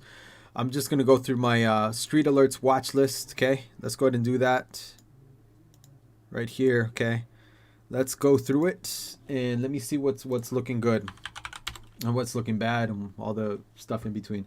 All right, so Apple. Again, guys, this is a strong one. Okay, this stock is strong. It's moving pretty good. Had a nice little breakout over here and pulled back a little bit, pretty much where it's out on the breakout. But this one is strong. Missed the boat on Apple, so I'm not going to be buying this one. But Apple is moving. Okay, I don't see anything really going on with Apple. What do we have with AMD? AMD. Same thing. AMD is looking good. A leader. Didn't even really look at this market. Didn't even really move it. Thing is holding strong. Okay. So like, you know, yeah, this tech is hitting hard. So this. If you're long in this one, you're doing damn good, and this is pretty much the strength. Boeing. Okay, so Boeing I was looking at for a long. Okay, and I was looking to get into Boeing, and I think so I bought Boeing, guys. I got Boeing on the 19th. Okay. I got it, and I picked up some shares on the 19th, and I ended up closing out that same day because it never bounced. Okay, so I got in and out really quick on Boeing. Okay, and basically right here, pretty much right here is when I bought it, and this was actually on that was on the 19th. Okay, it came down hard. And I got it. And what happened? Let me see here. I bought this stock, $224.97, and it never bounced. And instead, it just pretty much stayed pretty flat. And I ended up getting out right here where it closed, 217.34. Okay. So this one really, I took a loss on it, but that's it. It never bounced. It never came back. And then what happened after this point here? And let me go to the hourly so you guys can see it a little bit better. It's right here. Okay. See that? Okay. Right here. Got in, got out, and then within the hour. Okay. Well, it was actually, yeah, probably within the hour too. And after that, it just tanked. Okay. And I was waiting for some kind of a bounce on this, but it never happened. Instead, it just continued. And right here, it broke the lows on this little candle right here. This was pretty much my signal that the stock was not going to bounce, and that's exactly what happened. It just tanked. Okay. So do I still like Boeing? No, not really. Okay. Now it's really turning. Let me see here.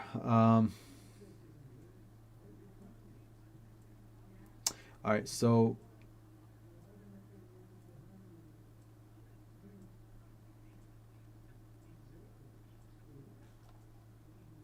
yeah, I want to see Boeing get back above over here, back up here, okay, before I even think about buying Boeing, and that's a good 10% or so from where it is now, okay.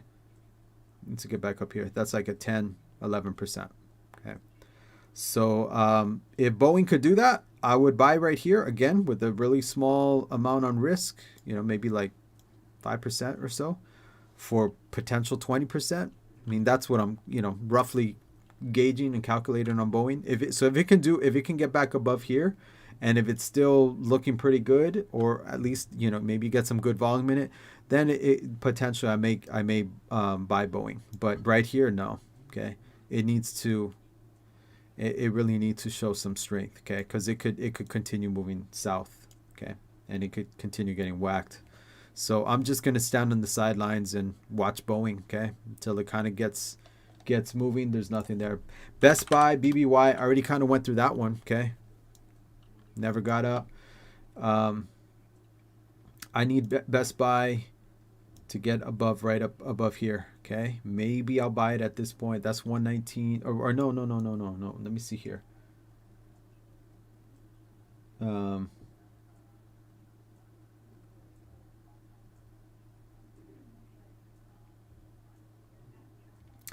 all right, so you guys see this 25-day moving average? This right here is going to, as it gets closer to our price, it's going to start pushing down Best Buy. Okay, it's kind of like pressure. Okay, it's like winds. It's going to come down and it's going to push down the stock. So if Best Buy can actually, if it doesn't react to this, and if it actually gets above this 25-day moving average as this thing starts coming down, that could be a good thing. All right, that could be a good thing if it could do that. I would consider maybe taking a swing at Best Buy, and again putting about maybe like I don't know, about a 4% stop, 3-4% stop. So Best Buy is this is a potential one. Okay, it got whacked so freaking hard. If when the 25-day comes down, it doesn't push Best Buy down, but instead Best Buy manages to climb above that cable, then yeah, possibly I may take a position in Best Buy. Okay, but until then, I'm not gonna do anything. Caterpillar, well, guys, I told about Caterpillar today. I just got out of that one. Okay, this thing came down. I'm out of it. Don't because again, who knows? Who knows what's gonna happen? So the Caterpillar is not a buy till it gets back above here. I mean, and really, I want to see it get more above that 100-day moving average, because there's been a lot of selling in Caterpillar, and I'm looking at the hourly. So Caterpillar is, these are all breaking until they come back. There's no, it's not like I'm gonna buy them just because they're a cheap price. No, they gotta earn that buy. They gotta show some strength.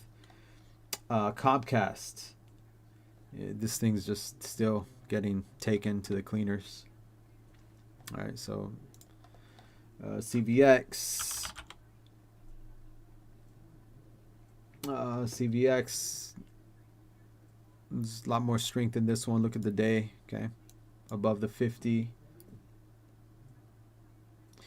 So CVX is this one's trading too high, and it hasn't come down enough to even think about shorting it. So that one's just chilling.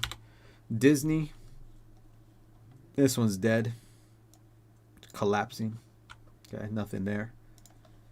EXC,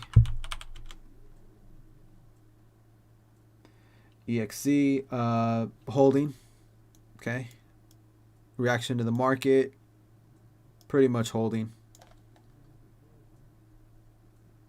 Wouldn't buy it though. Okay, this one's in the middle of a pattern that I missed out on.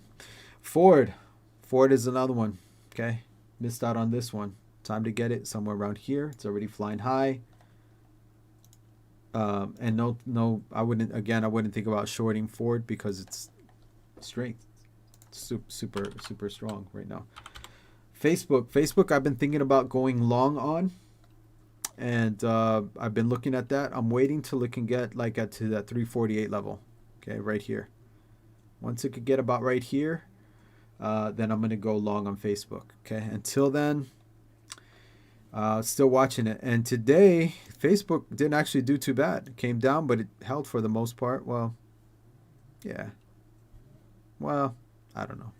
Kind of pretty much went down with the market. But again, if it can get above here, above that 50-day on the hourly, then I'll start looking at it closely.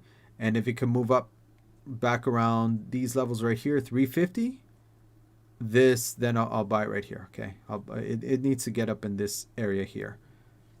And so Facebook, I'm still waiting for that one to come into its range, and then I'll pull the trigger on that one long. GE, what do we got with GE?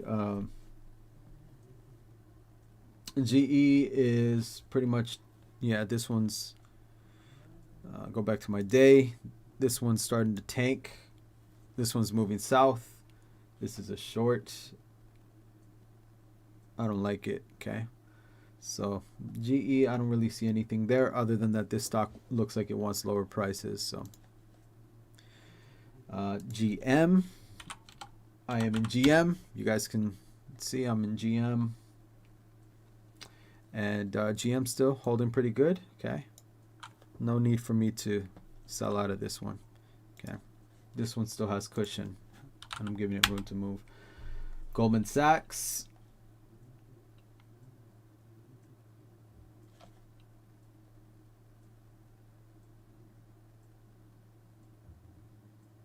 All right, so Goldman Sachs was just short. I was looking at this one short. Sorry, guys. On the 24th.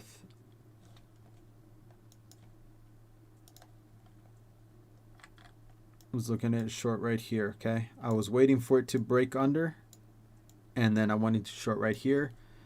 Why didn't I short it today? Because it didn't slice through the 50. It just gapped down and it moved up. Okay, so and again, like I said, who knows what Monday's going to bring. Monday, this stock can pop up to the upside or it can be down. But, I didn't want to short it here and then have this stock move back up through, fill the gap, and now I'm down like 3%, 4%. So this one, whenever they gap, I really don't chase them, all right? I want it specifically at 395. This is specifically where I want to short it. I don't want to short it here at 385. I want to short it at 395. If it skips 395 and goes to 385, well, then I'm not going to short it because I'm already down. I could be down on it, okay? So if this can get back up here, then maybe I'll go in for a short, okay? Maybe if it gets back to like 395, 396, I may short it. And if it continues to move up, then obviously I'll cover. I'll take I'll put like a, I don't know, 5% or so stop on this thing, okay? But yeah, so this could be Monday. This could be I'm gonna put my flag on this one, and I'll take it off of these. Okay, I'm gonna put my flag on Goldman Sachs, and even move this to my shorts. Okay, because this one on Monday I may short this one. So if you guys are following me, you may see on Monday that I'm gonna be short at Goldman Sachs if it can get back to like 395. If it gaps down to like 380 or 375 on Monday, well, I'm obviously, I missed the move. Okay, and that's fine. I'll look at other things. But if this one can get back to, again, 395, 396, then I'm going to look at putting some shorts on this one and going short right in this area here. Okay, that could be cool. That would actually be really nice. Again, yeah, I'll do that, guys. So we'll just wait and see. At 399, I would love to short it at 400, 399.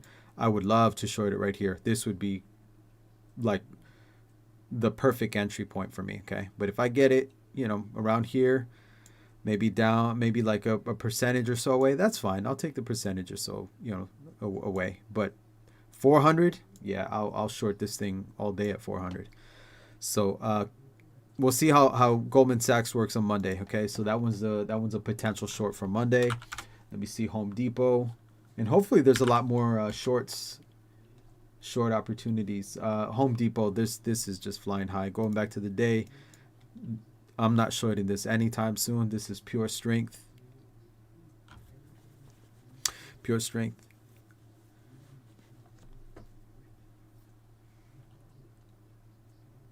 Oh, Kathy Woods is in the book too, stock?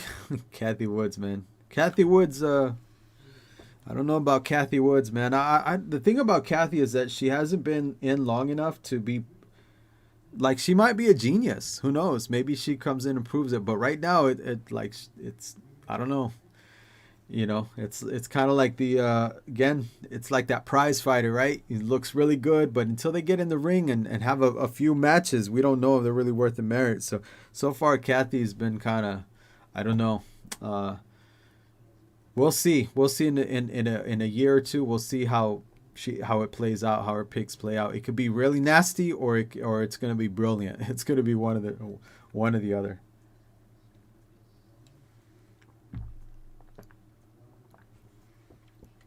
Street is going through the watch list, and something should be so obvious to you. To sit on hand environment for 80% to 90% of the market right now. Indecisiveness, classic of a SPY consolidation phase. Yep, that's right, man. I pretty much agree. I concur.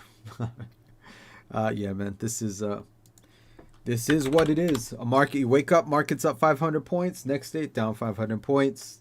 And this is the market. IBM just getting down. All right, so this one just pretty much going in the toilet. No reason to buy it. No reason to short it at these levels. Who knows what we're in for? Let's go into Intel.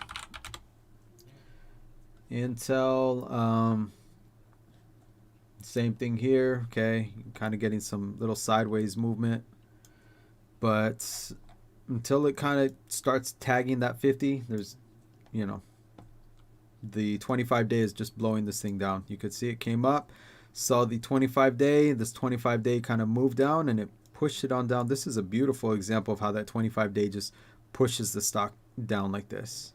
So Intel is still pretty much down for the count.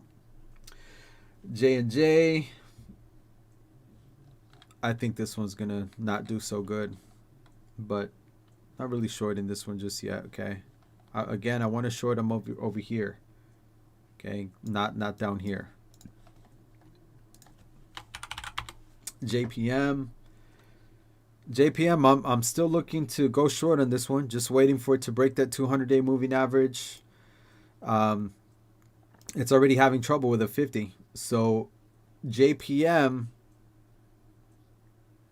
is on my, I'm going to put the flag, okay? Because this one is pretty much on the short list. Okay. Let's move on. What's up, Fubar? The market is closed. Closed at 1 p.m. The bond market just closed at 2. I'm just actually doing a quick little scan on my charts, Fubar. And seeing what is going to be in play for Monday. So You came in right in the nick of time, man. I'm like halfway through to my list. KMB Kimberly Clark. Guys, I like Kimberly Clark for the long.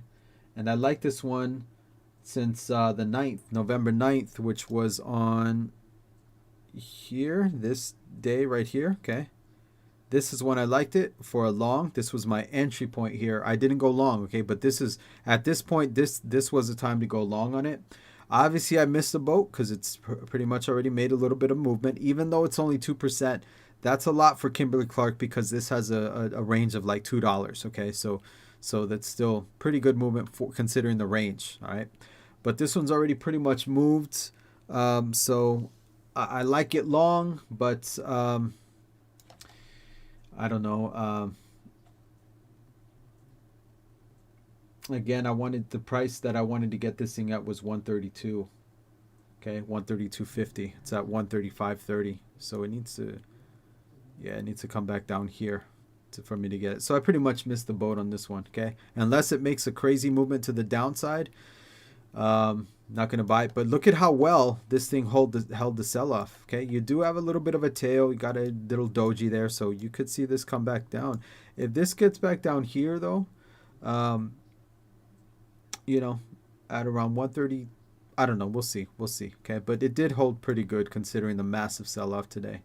So we'll see how Kimberly Clark continues to do. But again, my buy entry would have been around here. Okay, around here. So I've already, at 132 is when I wanted it. If it comes down to 132, am I going to buy it? Well, not necessarily, okay? Because that means that, you know, pretty much gave it all back. That means that the buyers could have much lost. They may have lost hard on this thing. And if the market is getting, you know, crushed, then I'm not going to want to be buying a stock that the buyers just pretty much ran away from. So, you know. So this one is, yeah. Let's just say next. Let's go to the next one. Next one we got is Coca-Cola. Look at that. Coca-Cola did nasty today. Okay. Really, really nasty. I don't see anything there though. So let's go on. I just want to stop at the ones that I like. The ones that I see like, hey, I would like to get into this one. All right. So Marriott, this is another one. I'm going to put the flag on Marriott and I'm going to move this over to my shorts because I've been looking to short Marriott. Okay. And now that you got the African variants, I don't think people are going to be going to Marriott anytime soon, guys. Okay. Especially if the news starts coming out and people start getting afraid. Everyone's going to not go back out. You're already seeing lockdowns in Europe with Austria, maybe Germany, maybe the UK. So Marriott may, you know, they may find themselves with a lot of empty rooms. So anyways, that's geopolitically, all right? We don't just trade off the geopolitical, you know, issues, but we plug it into the chart and we look, okay, we know what's going on out there. How does it line up with the chart? And if you look at the chart pretty much seems to be confirming that things aren't looking that great for Marriott. Okay. Hit a high and pretty much tumbled down pretty good. And now it just broke through the 50. Look at that ugly, nasty volume. I thought it was pretty much peaking out here. And now we're getting this. So, yeah, Marriott may, I may be looking to short this one very, very soon on Marriott. Okay. I'm not yet. Okay. Because again, look at that doji. Okay. It could pop. Everything could pop on Monday, guys. We could come in and the market could be up 1,000 points. Okay. And everything will be filling the gap. Then once they fill the gap, that's when they kind of head down. So as these things come in on Monday and they start filling those gaps, I'm going to start loading up my shorts. Okay. Because I'm not going to, again, I don't want to short it here. I want to short it here. Okay. I want to short it like 3% up. I don't want to, you know, get it right at the end. I want to get it right here in the juicy middle part. Okay. So, so what I'm going to do, guys, is on Monday, if we do get a pop and everything moves up again, I'm going to have my short orders waiting and I'm going to be going short all up in this area. So Marriott, again, I put my flag on it because I could very well be short Marriott's Monday afternoon. So this one is looking good for a short. Let's move on. Let's go into McDonald's. Sorry, Fubar. I don't have the queue open right now, man. I wasn't even planning on streaming, guys.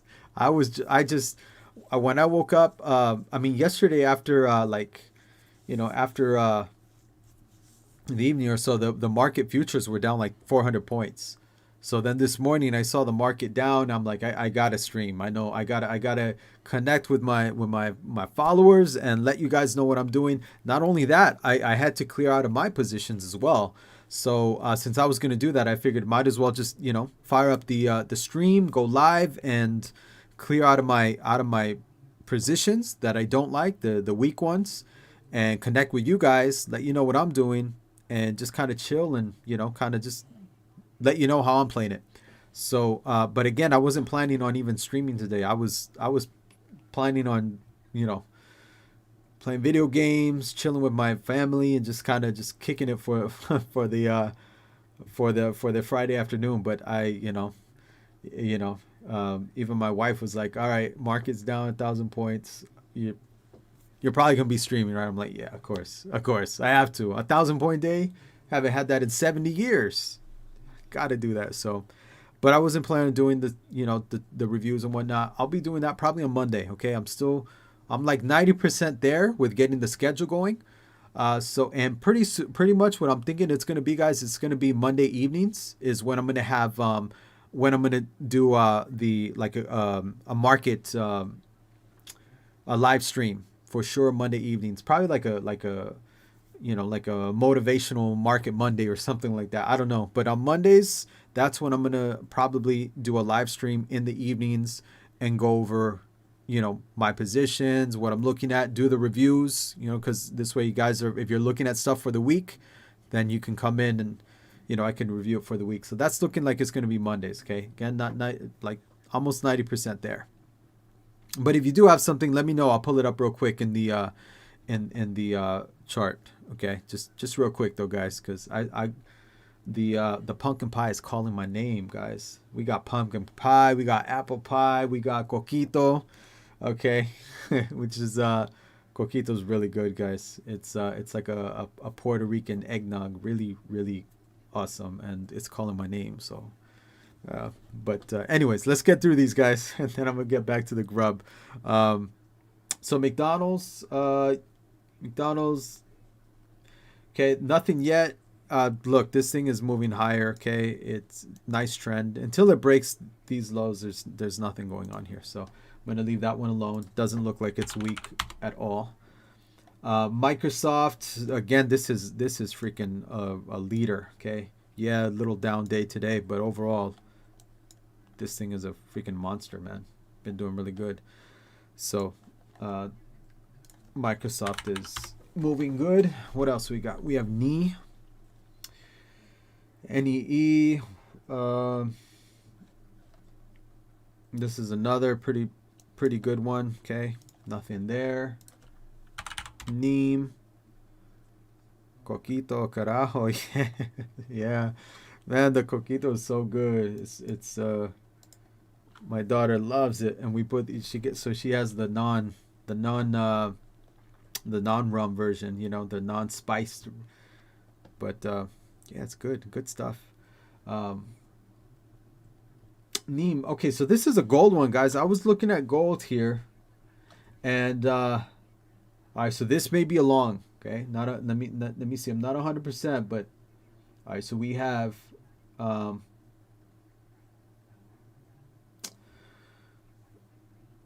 right, so I like this one on the 22nd, November the 22nd. I like this one for a long. And now it's, here, let me go to the day. Right there, okay? And it was like right under the 50, but I liked it there. Now it's trading pretty much at same price. Let me see here. All right, because this one pretty much could be right at its area. And this is gold. 22nd.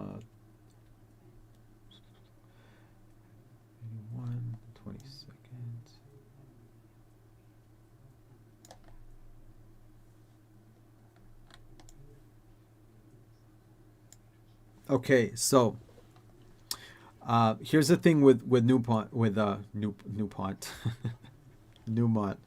It's DuPont, right? DuPont Registry. and DuPont Corporation. Getting tongue-tied here, guys. Okay, so anyways, look. Uh, let's go to the hourly, okay? So you can see how I'm looking at this one.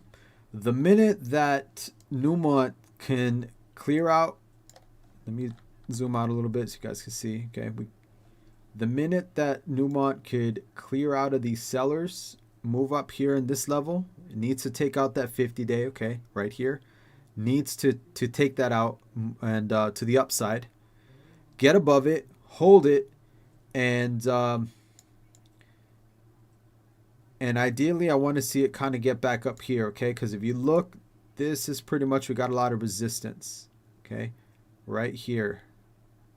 So, and you got this gap. Well, of course it filled the gap, but here's the play with Newmont. Okay, with Newmont, again, I want to see it march above that 50. That's going to put me in buy mode, and then what's going to get me to really go long on this one is seeing it pretty much close above. Well, at that point, close above this 100-day moving average, which is at 57.19 right now. Now again, as it moves up, this may start coming down. Well, not really. It's the 100-day moving average, but okay. So that's the thing. I want to see Newmont climb above the 50, climb through that 200-day moving average, and get above the 100-day moving average. If it can take out those three moving averages with some pretty decent volume, then I'll go long. Okay. So that's what I'm waiting for with Newmont. Okay. I need to see it do that. If it can do that, I'll go long somewhere up here, okay? Somewhere up here at that 56 to 57 level or whatever right here, okay? But it needs to do that. If it can't take out these moving averages, then, obviously the sellers are strong, okay? But if it can, then I will go long. So I'm going to put the flag on this one and move this one over to the longs, and so this one may be in play on Monday. Okay, we'll see. Fubar says, if you would trade daily bars, how would you do risk? Well, I do trade the daily, of course. This is what I'm trading, but you remember I always look at my hourly. If I was doing straight days, I would be looking at the lows of the day. So I would have to buy a little bit more blindly because I couldn't see inside the candle. Because see right here, it's technically going above the 50. The volume's kind of weak.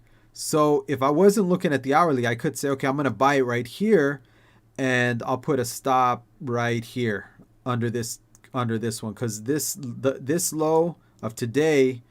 The low of today is 55.18. The low of yesterday was 55.50. So I could either put a low at stop at yesterday's low, or to give it a little bit more cushion, put a stop at the low of Tuesday, which would be and not yesterday because the market wasn't open yesterday, but this was on Wednesday. Sorry guys. So I could put a stop right here. So I could buy it and then put a stop right here, and that's about a 2%. Risk. I could do that. So if I was doing it just strictly looking off the day chart, that's how I would do it. I would say, okay, well, I guess, I do like it here. I'll buy it and I'll put a stop here. Okay. But that would be, I wouldn't do that though. Okay. But if I did do that, that's how I would do it. Okay. Sometimes I do that. Okay. But other times, what I like to do is, again, I always like to look at the hourly and just see what's going on here.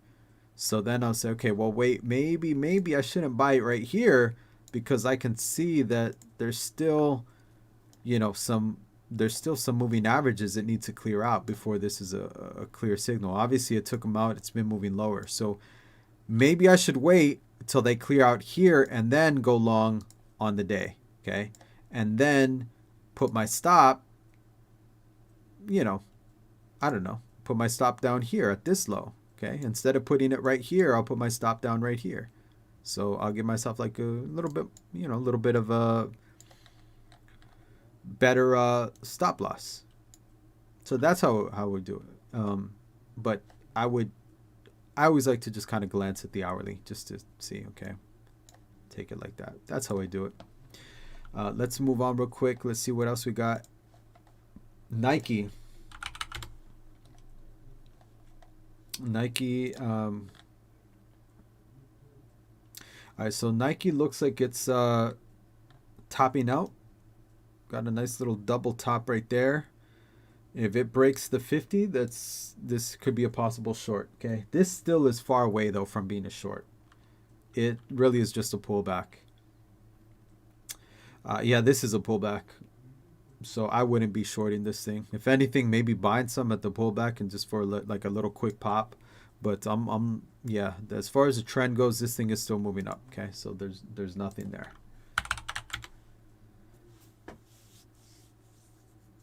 Yeah, I'll do another one too, Fubar. Just looking at the days. Okay, well when I see one just looking at the days, I'll do that so you can see how I would play it off the days. Looking at Nvidia again, this thing is just in an uptrend. Nothing going on there. Except buying. Procter and Gamble also uptrend, looking pretty nice. Okay, nothing going on there. Starbucks was doing a little bit of a dance. Okay, this thing is today gapped down pretty heavy. And I like Starbucks, guys. I like Starbucks for a long since the November 9th. November 9th, right here. Right there. I liked it long here. Okay. And since then, it's pretty much down like 3%. And I still like it. So that means I could buy it cheaper than what my entry price is. Does that mean I'm going to buy it? No. Okay. I'm not. Man, Fubar, I don't know if I could actually trade not looking at the hourly. I don't think I could do it. I think I would be making some really sloppy entries and putting stops way far out. I really can't because this one, I couldn't trade it just looking at the daily right here. There's not enough information for me. I need to see what the sellers are doing on inside these candles, the buyers and the sellers. Like I need that. I need the information what's going on inside these candles. Otherwise, I'm basically guessing. I mean, I could see with a candle, but I can't really see it as clearly as I would if I go to the hourly. So I don't know if I could trade just off the daily like that. I guess I could, but I'd be taking I would be taking larger losses because I would probably get in too early, without really waiting for the strength to come in. Because the strength, you remember I talked about Best Buy. Best Buy is a great example. I would have bought Best Buy off of the daily, and I would have got hit. So Best Buy, I would have basically bought it here, and I would have already been down. If I didn't look at my hourly, I would have bought it here. So I would be down 5% right now. That's why I say I don't think I always look at my hourly. It's like, it's that's how I trade. I have to see what's in here. Otherwise, I don't know when to actually pull the trigger. And what I said before is timing is everything in the market. So, yeah, that's kind of tricky, man. I don't think I could do it. Like I said, if I did, it would just be very sloppy trading, and I'd be taking larger losses. So Starbucks, okay. So going to Starbucks, I like Starbucks, okay, but I'm gonna wait till Starbucks gets above the 50-day. The minute it gets back above the 50-day, then I'll buy it, okay. And it has to hold above the 50-day. So Starbucks, I already have a flag on that one. So this one, just let me make sure I have this one in my longs. I'm just waiting for Starbucks to basically get above the 50, and then I'll get back into this one long, because I trade this one year round. So Starbucks is just waiting on that one to kind of pull up. And let's see, SLB, Schlumberger.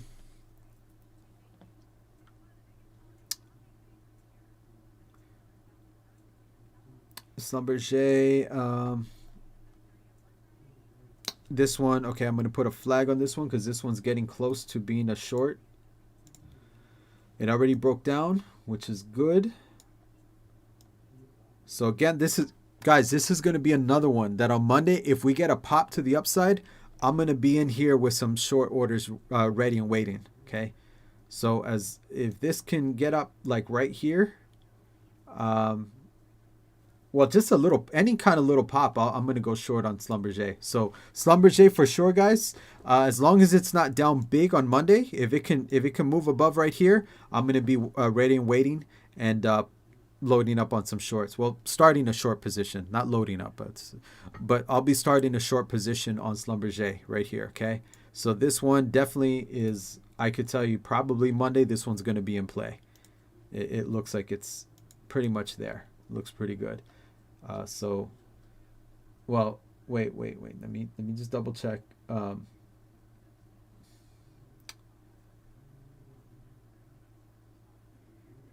we'll see. Okay, it really depends. It really depends on Monday. Okay, but this is getting very very close for me to getting into this trade. Okay, it's almost there. SPG strength. Okay. Nothing there. Set power. Target. Target is getting ready for, looks like this one may be breaking. So I'm going to put a flag on this one because this one could be getting ready for a short. So hopefully you guys see the picture as I'm going through my watch list here. You guys can see how the market is starting to kind of turn, how a lot of things are starting to kind of break. Okay. So as they're doing that, that's where I'm starting to, switch and work with the market in the direction of it and load up on the shorts. So Target is another potential short. We are almost done, guys. T-Mobile.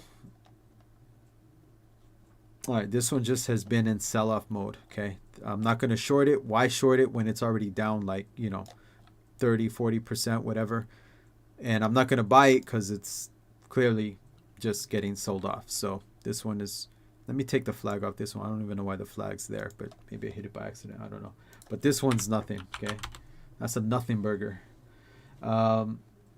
Tesla. Tesla, guys, I'm gonna put a flag on this one, okay? I'm not, this one, actually I'm not, okay? This one's not yet, okay? But Tesla could be looking to, if Tesla can break this 50-day moving average on the day, I'm gonna be getting ready to short Tesla. I know that's one of like the cardinal sins in the market, right? But I think Tesla could come back down. So if it can, break all this, come back down, break the 50, good volume, and not do it so just like in one day, but do it slowly over like a period of days where it just keeps getting hit with selling and selling and selling, and the buyers just keep kind of getting flooded out slowly. That's what I'm looking for. I don't want to see a sudden movement down. I don't want to see that because that could just be emotions. I want to see a period of days of Tesla getting weaker and weaker and weaker, and then finally breaking the 50-day moving average. That's when I want to go short on this one. So this may be a little bit early, okay? But it looks like it's, after this ugly reaction here, it looks like this may be the top for Tesla. So who knows, okay? But I'm looking at this one already and, kind of just looking at this one like this might be a short, okay? As long as I keep an eye on it, if it can make a nice sell-off every day and slowly work its way down till it breaks, then this could be a good one, okay? Until then, like I said, I'm way too early. I'm not even going to put a flag on this one yet, but that's what may be in the works with Tesla. Got a few more. UNH. What's going on with UNH? This one pretty much, strength, pullback, nothing there. UMP. Strength, nothing here. Union Pacific. UPS. UPS, we got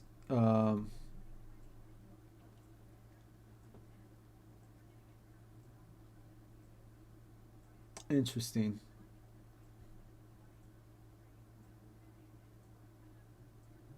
Interesting with UPS. Um,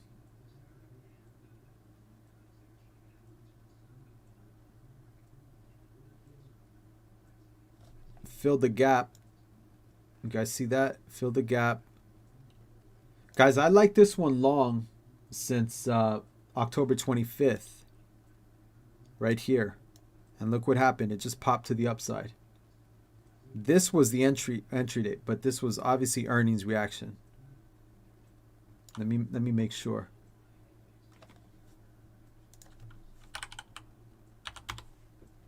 Yeah, that was earnings reaction, okay? On the 26th is when they had earnings. So that's why I didn't buy UPS, cuz I don't play the earnings play. So on UPS I wanted to buy it, but then on earnings it popped up, so I missed it, okay? And now it's actually came back down. It's almost to the point where I wanted to buy it.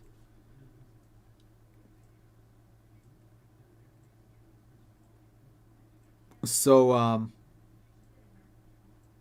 I may buy it here. If it can come back to around 203.90, 203 or whatever, I may buy it here. Okay. And just well, let me take a closer look. Yeah. Yeah, guys. So okay, so this is a long, okay? I may buy it here, put like a 5% stop, okay, on UPS. But again, I liked it back here, and now it pretty much filled the gap and it gave it all back. And I may have the opportunity to buy the stock at the price that I wanted to buy it at. And again, take like a 5% risk, which is nothing. So this one could be a long for Monday. We'll see. That would be kind of nice. I would like to own this one there. If you see UPS, nice trend. It's just going sideways. Okay, so it's not really in a downtrend. Just moving sideways. So if I can get it right here at like 2 or 3, that I'm getting it like right at the bottom of the channel. So not bad. Okay. So UPS is a potential play for a long on Monday. And if I get it, again, guys, I'm going to do a live stream on Monday, okay? In the evening, not sure what time yet, but if I buy it, whatever I get on Monday, you guys will know, because I'll, on my live stream, I'll let you guys know what I got into and what came in. But I'm letting you know what I'm looking at right now, okay? So you guys can see Goldman Sachs, JP Morgan, Marriott, Neem, Starbucks, SLB, Target, UPS. So there's a lot of stocks I'm already looking at for Monday. So if you're following along with me, then you'll pretty much know what I'm doing if they start coming in. Verizon, again, this one's pretty much in sell-off city. This one is just heading south and just cruising southbound. All right, so nothing there. And last but not least is Walmart. And that will complete my 40 stocks. What do we do with Walmart? Okay, so Walmart. All right, Walmart is a short. Walmart is Walmart was a short. And yeah, okay, so Walmart's another one, guys. Putting my flag on this one and putting this on the shorts. Okay, and I'll go through, before I get out of here, I'm going to go through the longs and the shorts so you guys can see exactly what I'm looking at, okay? So Walmart, I like shorts, and if it can break the 50 right here, I'll go ahead. This is where I'll jump in, okay? I'll jump in and short. If it comes back, I'll get out with a 2%, 2 to 3% stop. Nothing. Again, this is real. So this is good, okay? I'm waiting for it to break under that 50, and then I'll short it. Okay, I'll short it there. So I may get a little bit early too, to be honest with you. Maybe I'll short it here. I don't know. Guys. But overall, I like this one for a short. So what I'm gonna go into now is just wrap it up with. Give me a second, and then I'll. All right. So I went through my 40 watch list right here.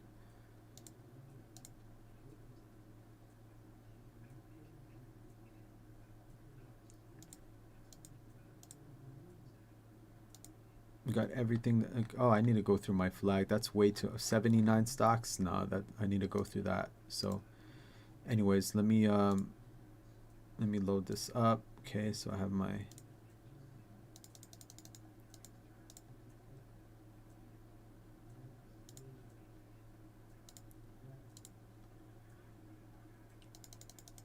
Okay, so yeah, guys, let's go ahead and do this. Let's see here. My longs. Okay, this is what I'm looking at for long.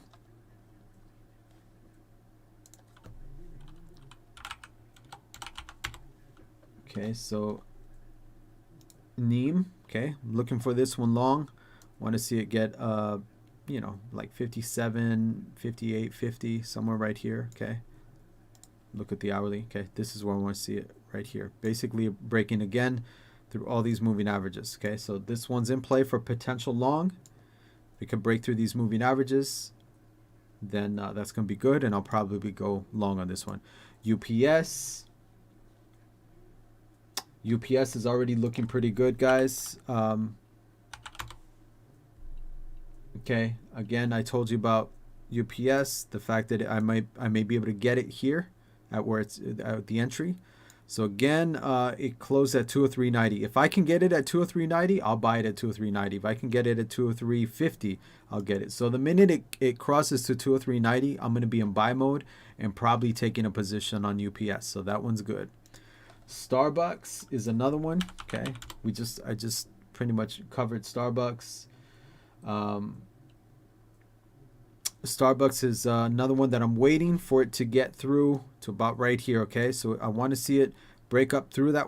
Here, let's go through the hourly again so you guys can see it. Okay, right here. Okay, I want to see it break through all these moving averages and get back above here. That could be, at that point, that's where I'm going to be taking a very close look and probably hitting the buy button to go long on Starbucks. Funko, I was looking at Funko. This was one that was mentioned on Sparrows. And it's Funko, I like it above here. Okay, same thing. If it can get up above and take out all these moving averages, this may be a good potential play.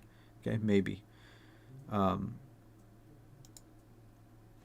AEIS, what, I have this one on my longs.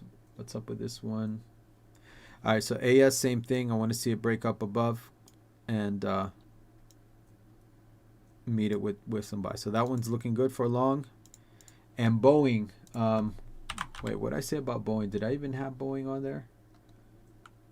Yeah, okay, but Boeing's very far away. It still has a lot it needs to work through. Still needs to get up like 10%. So this one's really, really early. This is, you know, this one may not be going for another week or two. So these are the longs though. Okay, it got what, six stocks right there in the longs. All right, so let's go through with the other one.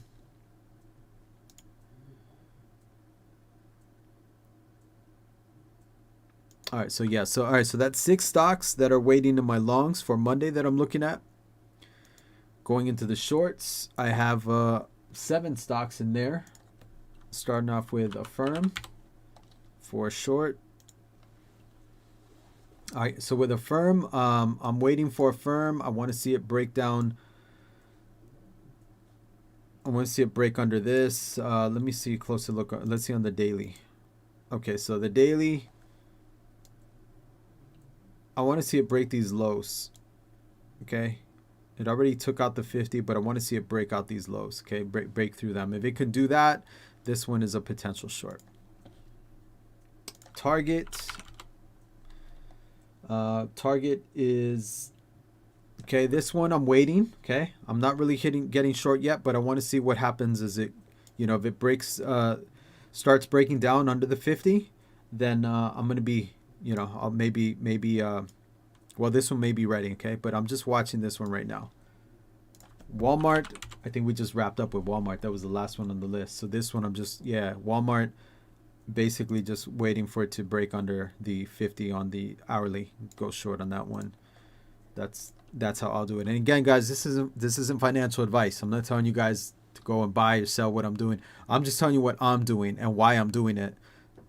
you know, and just sharing my trades with you. So Goldman Sachs.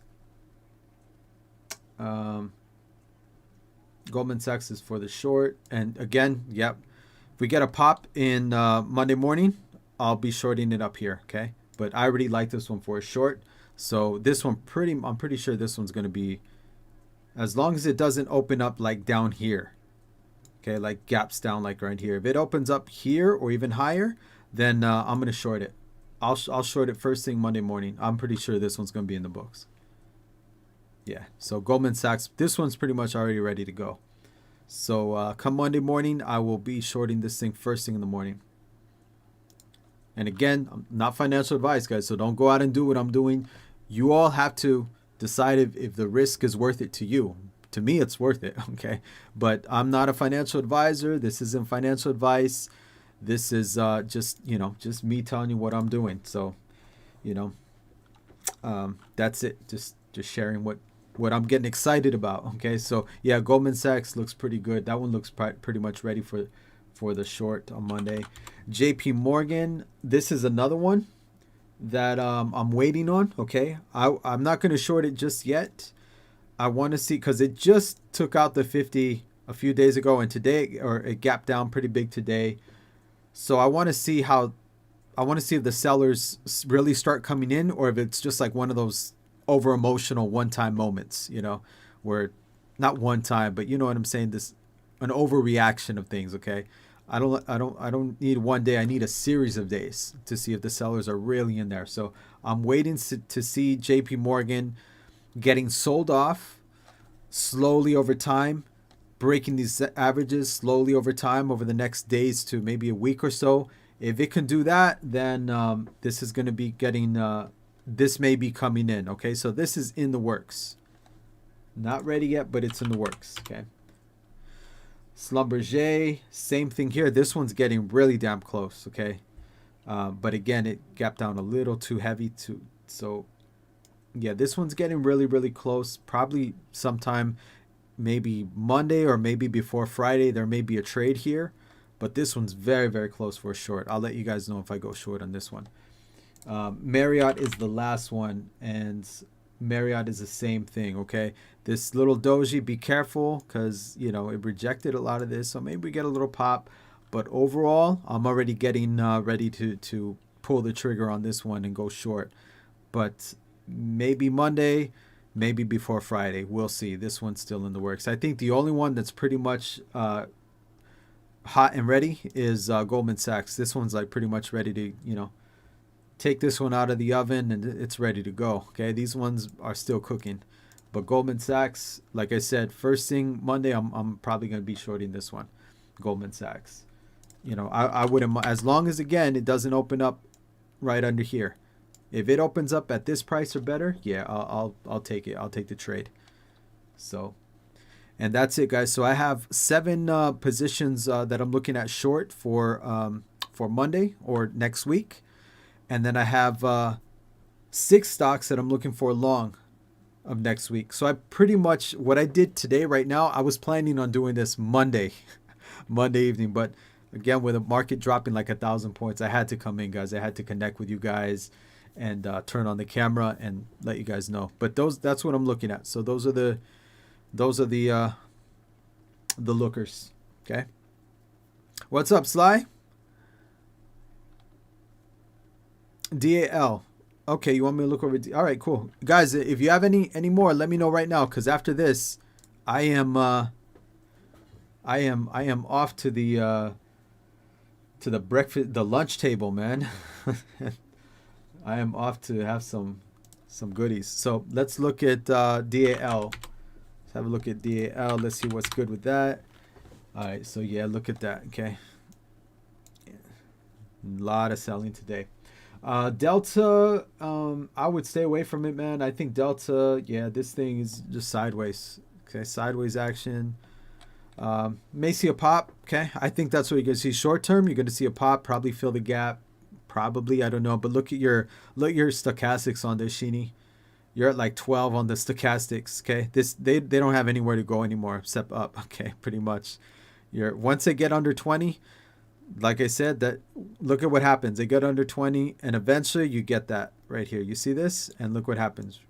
Okay, you get a nice little bump. So I think you're gonna see the same with Delta. I think you're gonna see a probably the stochastics will come up. You'll see a little bit of bump, maybe fills the gap on Delta, but I wouldn't play it. Okay, I'm not gonna play it because I mean, there's not a clear direction on where it wants to go. Okay, there's this one kind of looks all over the place. It's you know, it looks like right here was starting getting ready to go, and then it just kind of gave it back up. Okay, this it's like what happened? It traded under, consolidated, got above the 50, ran up really good, and then just like what the heck? It came back down. So it wasn't ready. Then it did it again. Then it came back down. The indecisiveness. Okay, that's why I wouldn't really play this one long, because you don't really know where it wants to go. Okay, so are the buyers really serious in this thing, or are the sellers really serious in this thing? No idea. No, this I can't. This one is just, again, look, see all this choppiness. This is like Chop City, bro. This is Chop City, man. So I don't like to get caught in that, because you could say, well, this is a good buy. I'm gonna buy it here, and it gets up, but then it just comes back down. So I like to get involved in a stock that's already pretty much trending, or it's starting to break into that trend, and that's what Delta could have been doing here. But the fact that it gave it up shows me that maybe it's not. Okay, so this one, yeah, I just wouldn't do it. But what I would expect out of Delta in the short term is that you're going to get a pop. You're going to get a pop, and it'll fill the gap, and then maybe, I don't know, who knows, maybe back up here, then maybe back down. Can't get a real good clear read on this one. So for that reason, I really wouldn't. I would just look for something else, something better. There's hundreds of stocks, but that's my take on Delta. That's Sean Asado. You're making me hungry, man. Goldman. Wait, what's stock? Goldman sucks. Delta's one I'd like you to look over. Okay, so I covered Delta. You're shaking for me on the Tesla play? Nah, man. Don't worry, man. It's all probabilities, man. So with Tesla, like I said, I'm not looking at I'm not gonna be shorting this thing tomorrow. But it may be coming in, man. It may be coming in. You start seeing a break under the 50, that's gonna be nothing good. Because look, it hasn't broken under the 50 for almost 6 months. So if it does that, that's gonna mean there's some serious selling in it. And I know a lot of people are like, "Oh, I'm gonna load the boat if it does that." That's cool. You can load the boat, but if it does that, you're gonna be loading the boat on a stock that may be starting to trend lower now. Okay, the trend may have changed from an uptrend to a downtrend. So if you want to load the boat on downtrending stocks, be my guest, but I'll load the boat short on downtrending stocks. I'll load the boat when it gets back uptrending, but I'm not going to load the boat on I'm not going to buy the dip on a stock that's breaking down. So Tesla looks like it could be. And nothing against Tesla. I know this is a favored one, but if we took off the name Tesla and we took off the price, there'd be no feelings about it. People would say, "Oh yeah, you know what? This does look like a good chart to short." The only reason we think twice is because we put Tesla on there. Names don't matter, guys. All that matters is this right here. Doesn't matter if this is FedEx. Doesn't matter if it's Microsoft. Doesn't matter if it's Tesla. All these blocks all look the same. Okay, these blocks are all the same, guys. It's just a name. So again, just taking Tesla out and erasing their name.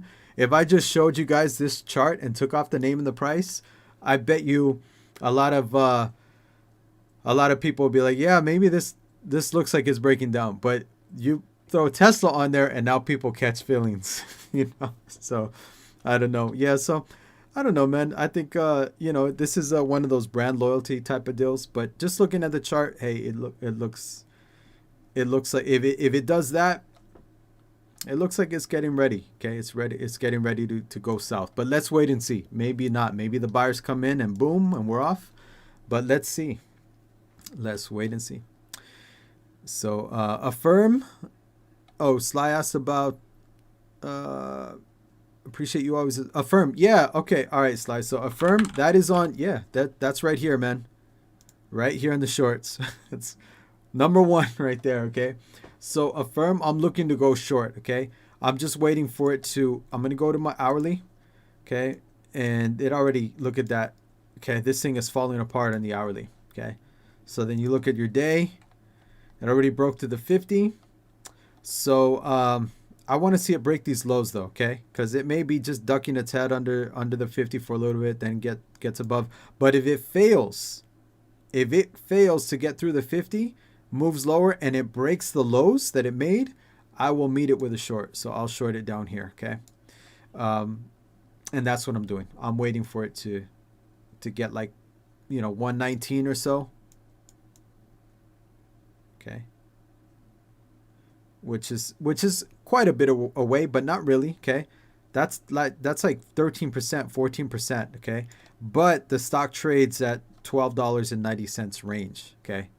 This has a wide range. So that really, even though it seems like it's a huge move, it's not. It's, this is just how it trades, it's not, this is how it trades. So you just, you position yourself accordingly, okay? So I wouldn't trade this the same way that I trade, like, I don't know, Caterpillar or something like that, okay?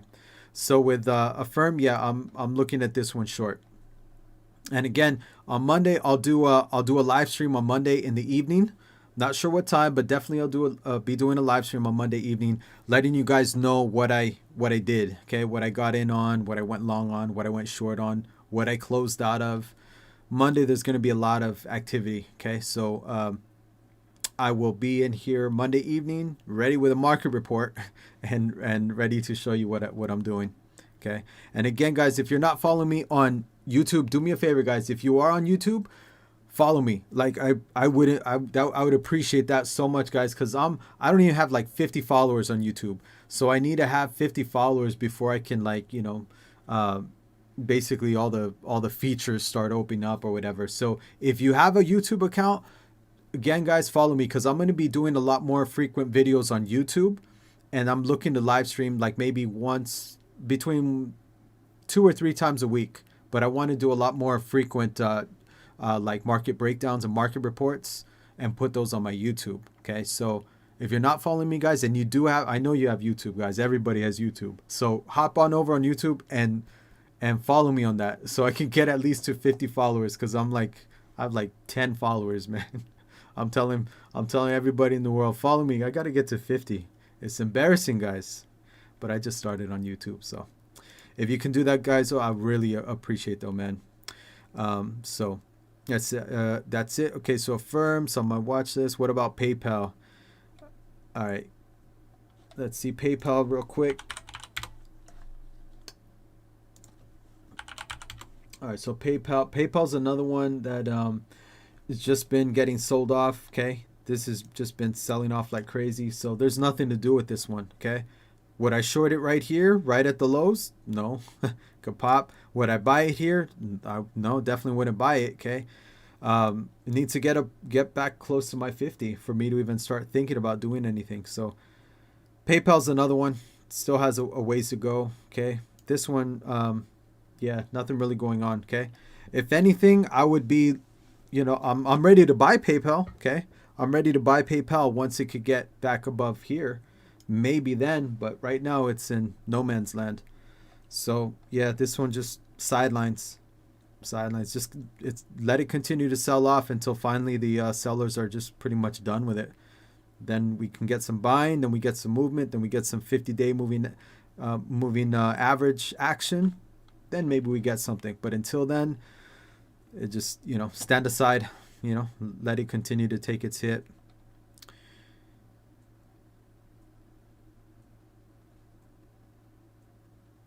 Stock, yeah. Well, I'll check out that recipe, man, for sure. We're using the I don't know what recipe my wife uses, but it's good. It's good. We've been doing that every year, and no need to change when a good thing is working, man. It tastes beautiful. Buy the dip on the downtrending stocks. Exactly, man. That's it. You don't want to do that. You're gonna hear a lot of that for sure, though. You're gonna hear a lot of people on CNBC. If we start hitting real lows, people are gonna be back in that same talk. Don't do it this time though, because this time, who knows how hard it can fall. So, um, all right, let's see. Stock says you can't be looking at Tesla correctly. There's no way. I think we're looking to 50. Just look. Okay. All right. Well, let's see. Let me see, Stock. Maybe you're right, man. Maybe I missed something. Who knows? Who knows? I make mistakes. Not perfect, man. But let me see with Tesla before we get out. Like I said, like already like 10 times. So yeah, no, I am looking at Tesla short, but not now. That's a very early call. I shouldn't even say it. I mean, well, if you look here on the shorts, you don't even see Tesla here. So it's really not like this is not a short, guys, okay? I'm just saying that I'm looking at it and seeing it kind of go back up and move down. If this thing starts getting sold off, and if it takes out these lows, and if it takes out the 50-day moving average, then at that point, I think, at that point, maybe I'll be looking like a short, okay? But right now, really, it's too hard to tell. So really what I said, take it with a grain of salt, okay? It's Tesla, no need to sell Tesla, no need to short it. I just think that the run is over right now, okay? I think it at the best, maybe I'll trade sideways for a while, okay? But clearly this is the highs, and I don't see it taking out the highs for a while, okay? We've been there's been a frenzy on Tesla. There's just a lot of bad stuff out there going on, and I think, that 12,000 number, this was, after Musk did his sell off, I don't know. Anyways, guys, long story short, look, yeah, I'm not saying short this. I'm not saying I'm shorting it. It's not even on my list. All right. So give me a break, guys. All right. I'm not doing that. But if it does start getting sold off, okay, and you start seeing more sideways action, but it breaks the channels, then at that point, it may be something to look at. Maybe it's losing steam. Okay. We'll see. But it does look like it's, looks like it's the run may be over, okay? At least for the trend. The trend is clearly changed. I mean, you guys can see it right here. Okay, we had a nice uptrend, and now it looks like it's going sideways. I mean, it's going sideways, okay? Doesn't mean to short, okay? I'm just saying that I think this trend right here, I think this is over, okay? Until it could break out, then, at that point, we'll break out the coquito and we'll keep long as this way. But I really do think that the trend is done, okay? Whether or not it's a short, who knows? But I don't think that I think that it's already had a run.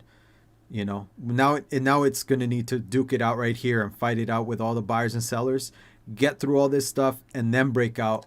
At that point, then, yeah, we're good. But until then, yeah, I don't know. I see this one's pretty much like on pause. Let's just say that, okay?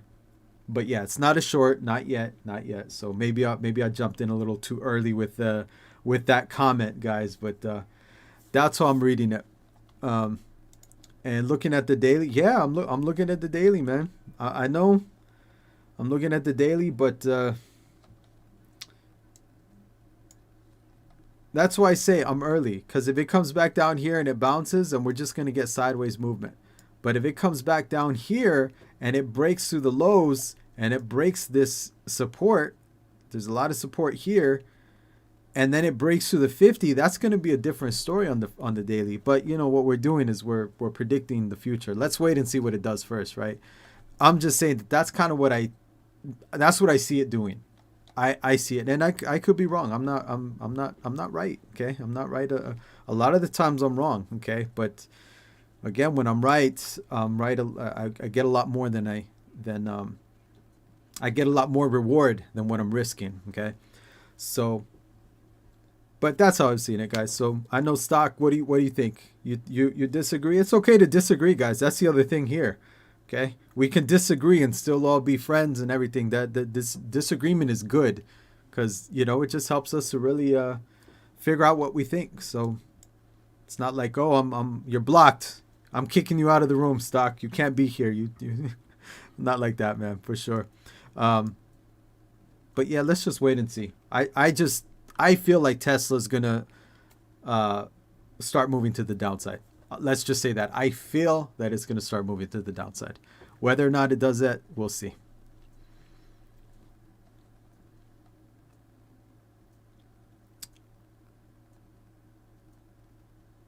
You said just make sure you keep a tight stop. Well, yeah, and again, stock. I'm not even shorting it right now.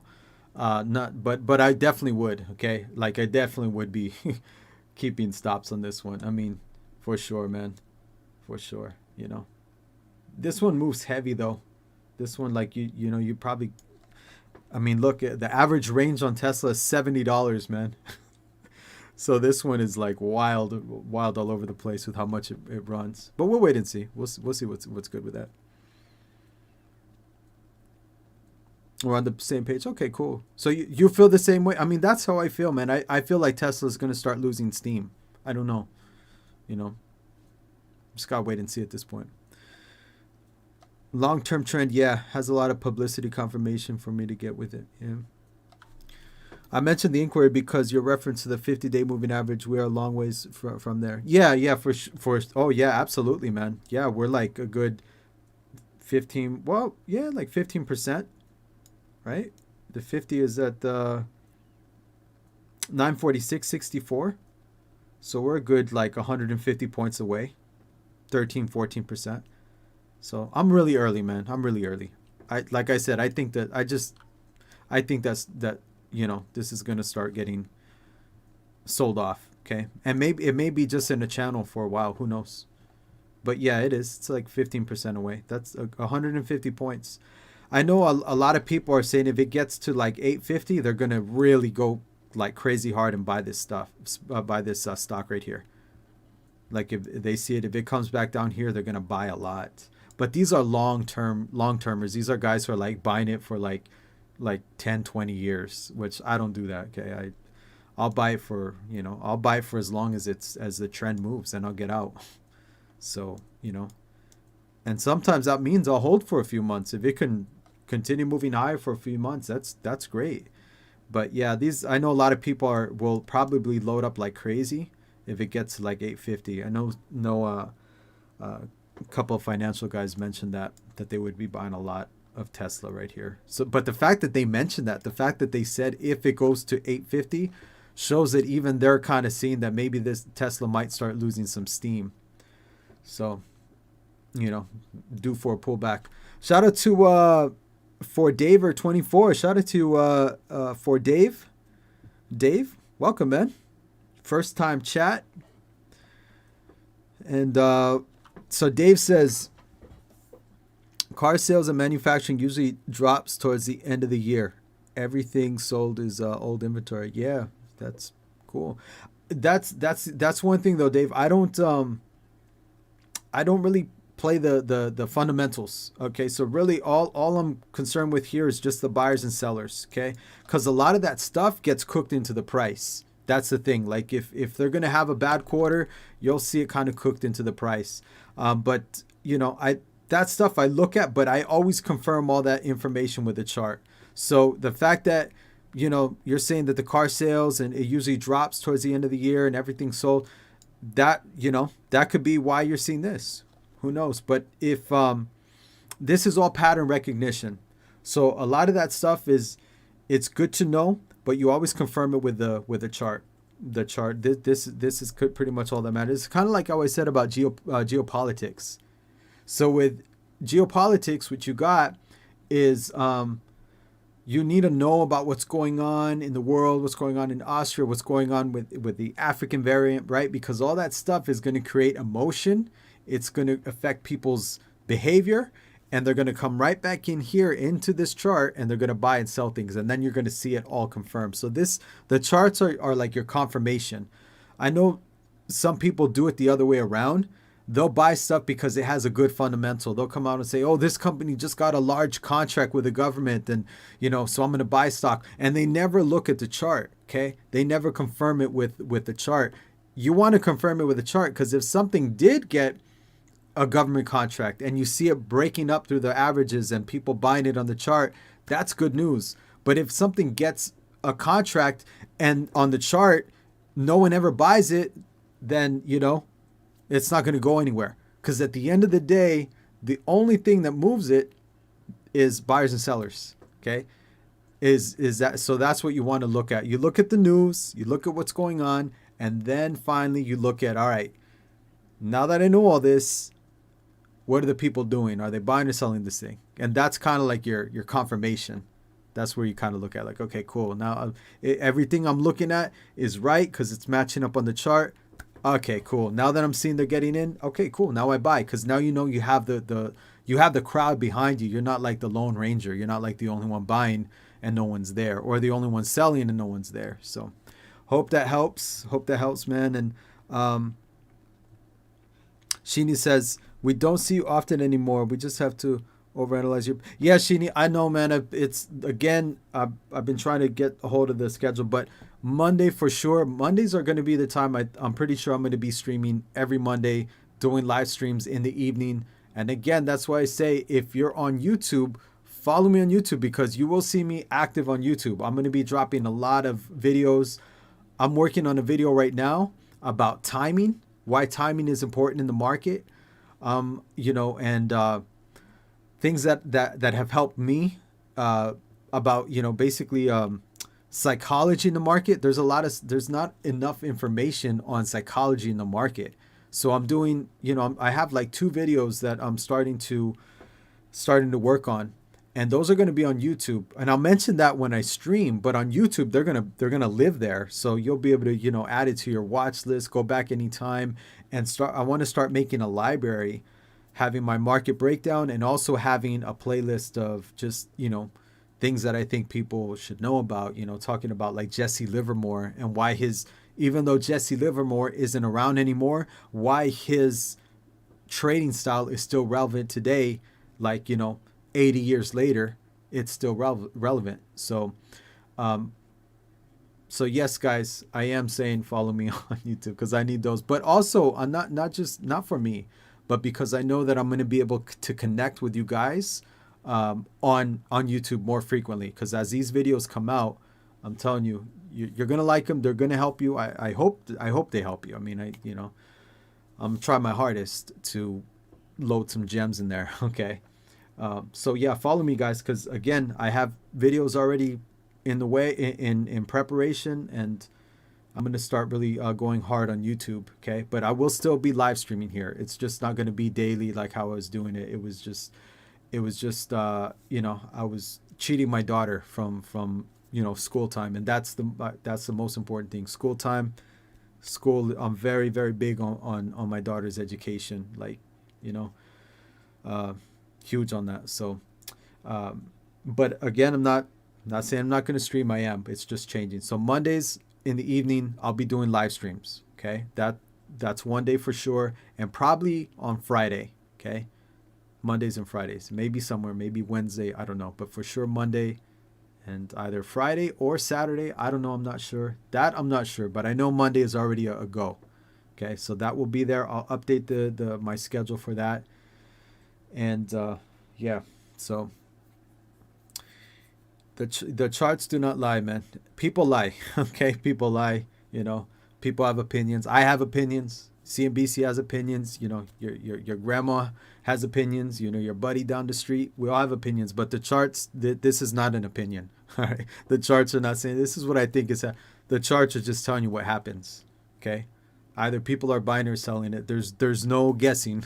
Okay. So that's why I say they don't lie.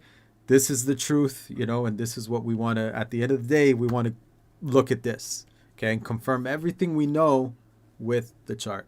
Then we're good to go. And you guys, that right there will keep a lot of people out of the woods. So Tesla's not a car. Just kidding.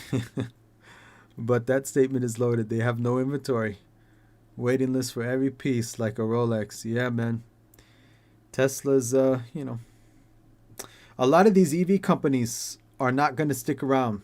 I mean, they go through the roof, and a lot of people are very excited about EV companies. But there's a lot of hype. Okay, there's not a lot of sales.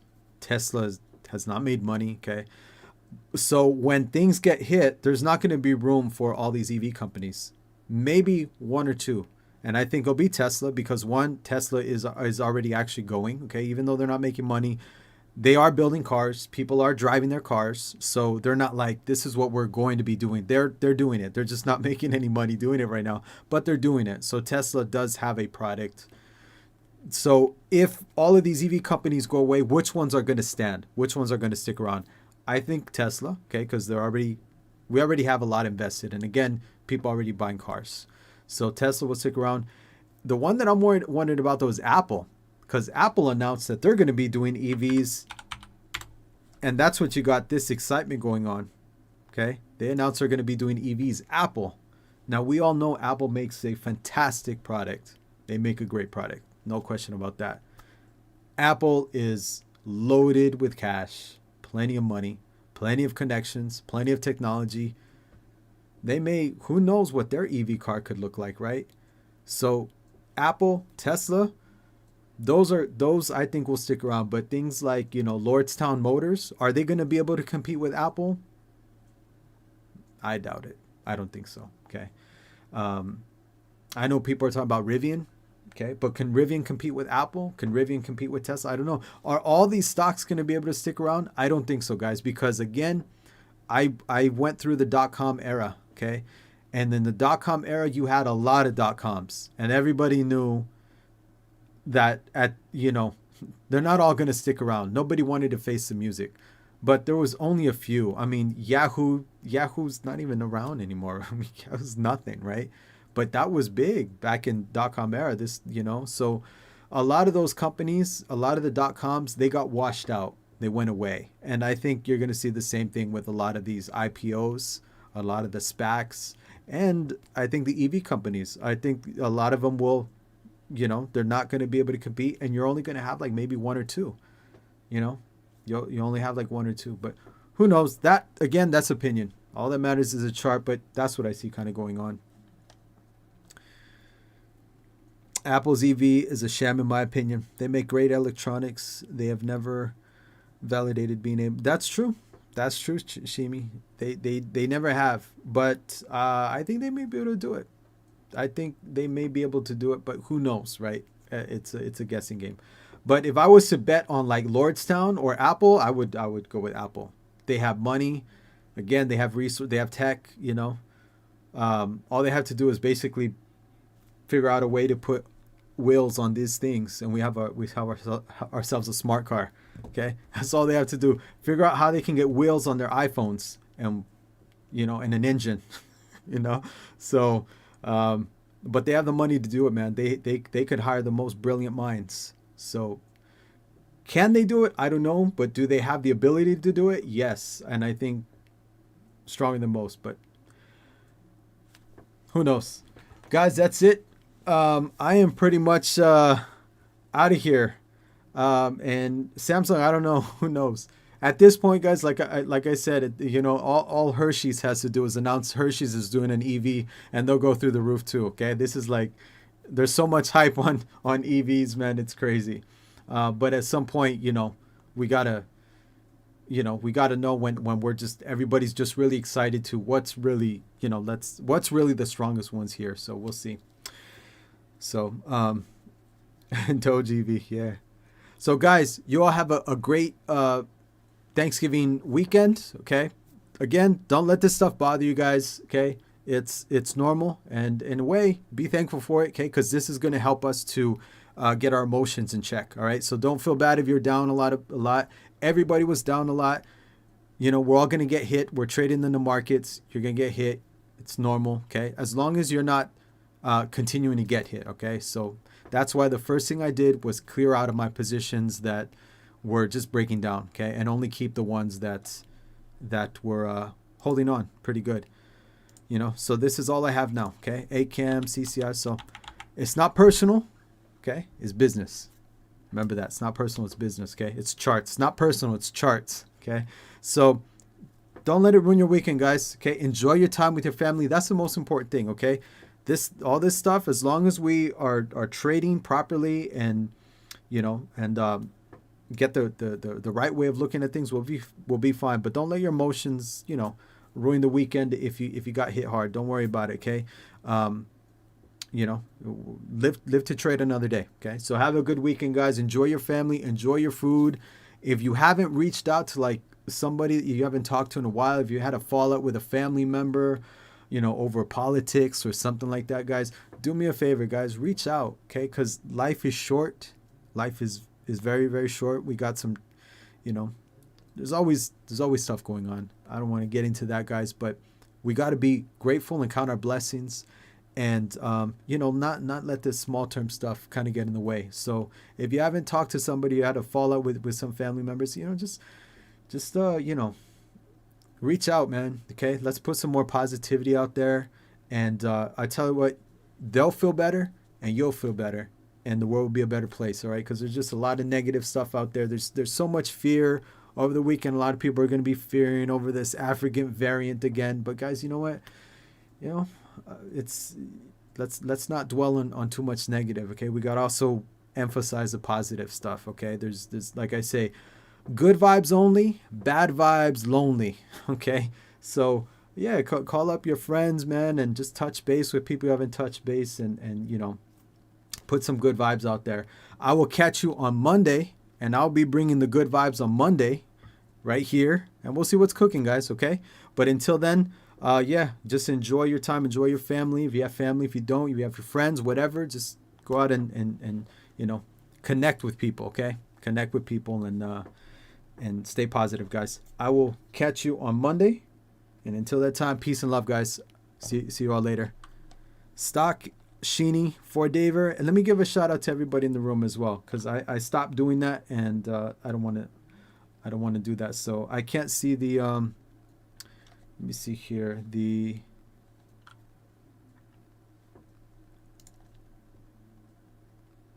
let's see here, all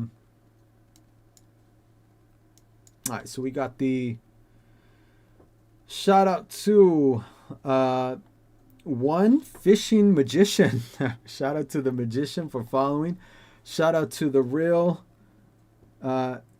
Jacrita. The real Jacrita. Sorry if I'm butchering that, but shout out to the real. Shout out to you for the follow. And for Daver 24.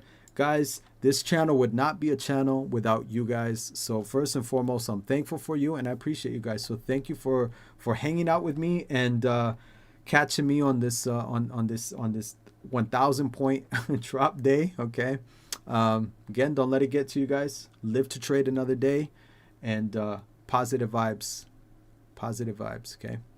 And everybody in the room, let me pull up the list here, so I gotta give you guys a shout out. So a shout out to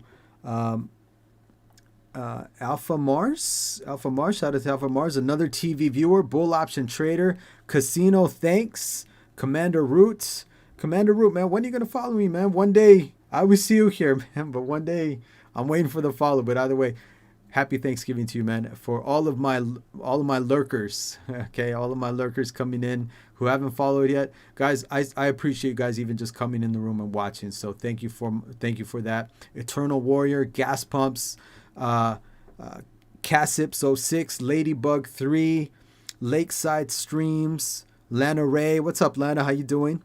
Morano Mano, Mudshock. What's up, Mudshock? I see you, man. Thank you for coming in, man. Good to have you here. Shout out to my brother Mudshock. Thank you, man. Appreciate you hanging out with me. Shout out to Shanula and Small Streamer DC Server again coming in. Haven't followed yet, but you have you followed any? I don't know. I'm not sure. I need to check. You may be following. Stock Market Plan, of course, man. Appreciate you. And Shinigami, guys. It is now time for me to get to the Thanksgiving goodies and get to the family. So I'll catch you on Monday. Okay. Peace and love. You all take care, and remember, you guys are amazing. Okay. You have a good, positive day. No negative vibes, guys. Okay. We're all breathing. We're all here. Thank God for that. Count your blessings, and let's be in here on Monday evening. I'll be in here. I'll catch you guys in here, and we'll take it from there. Peace and love.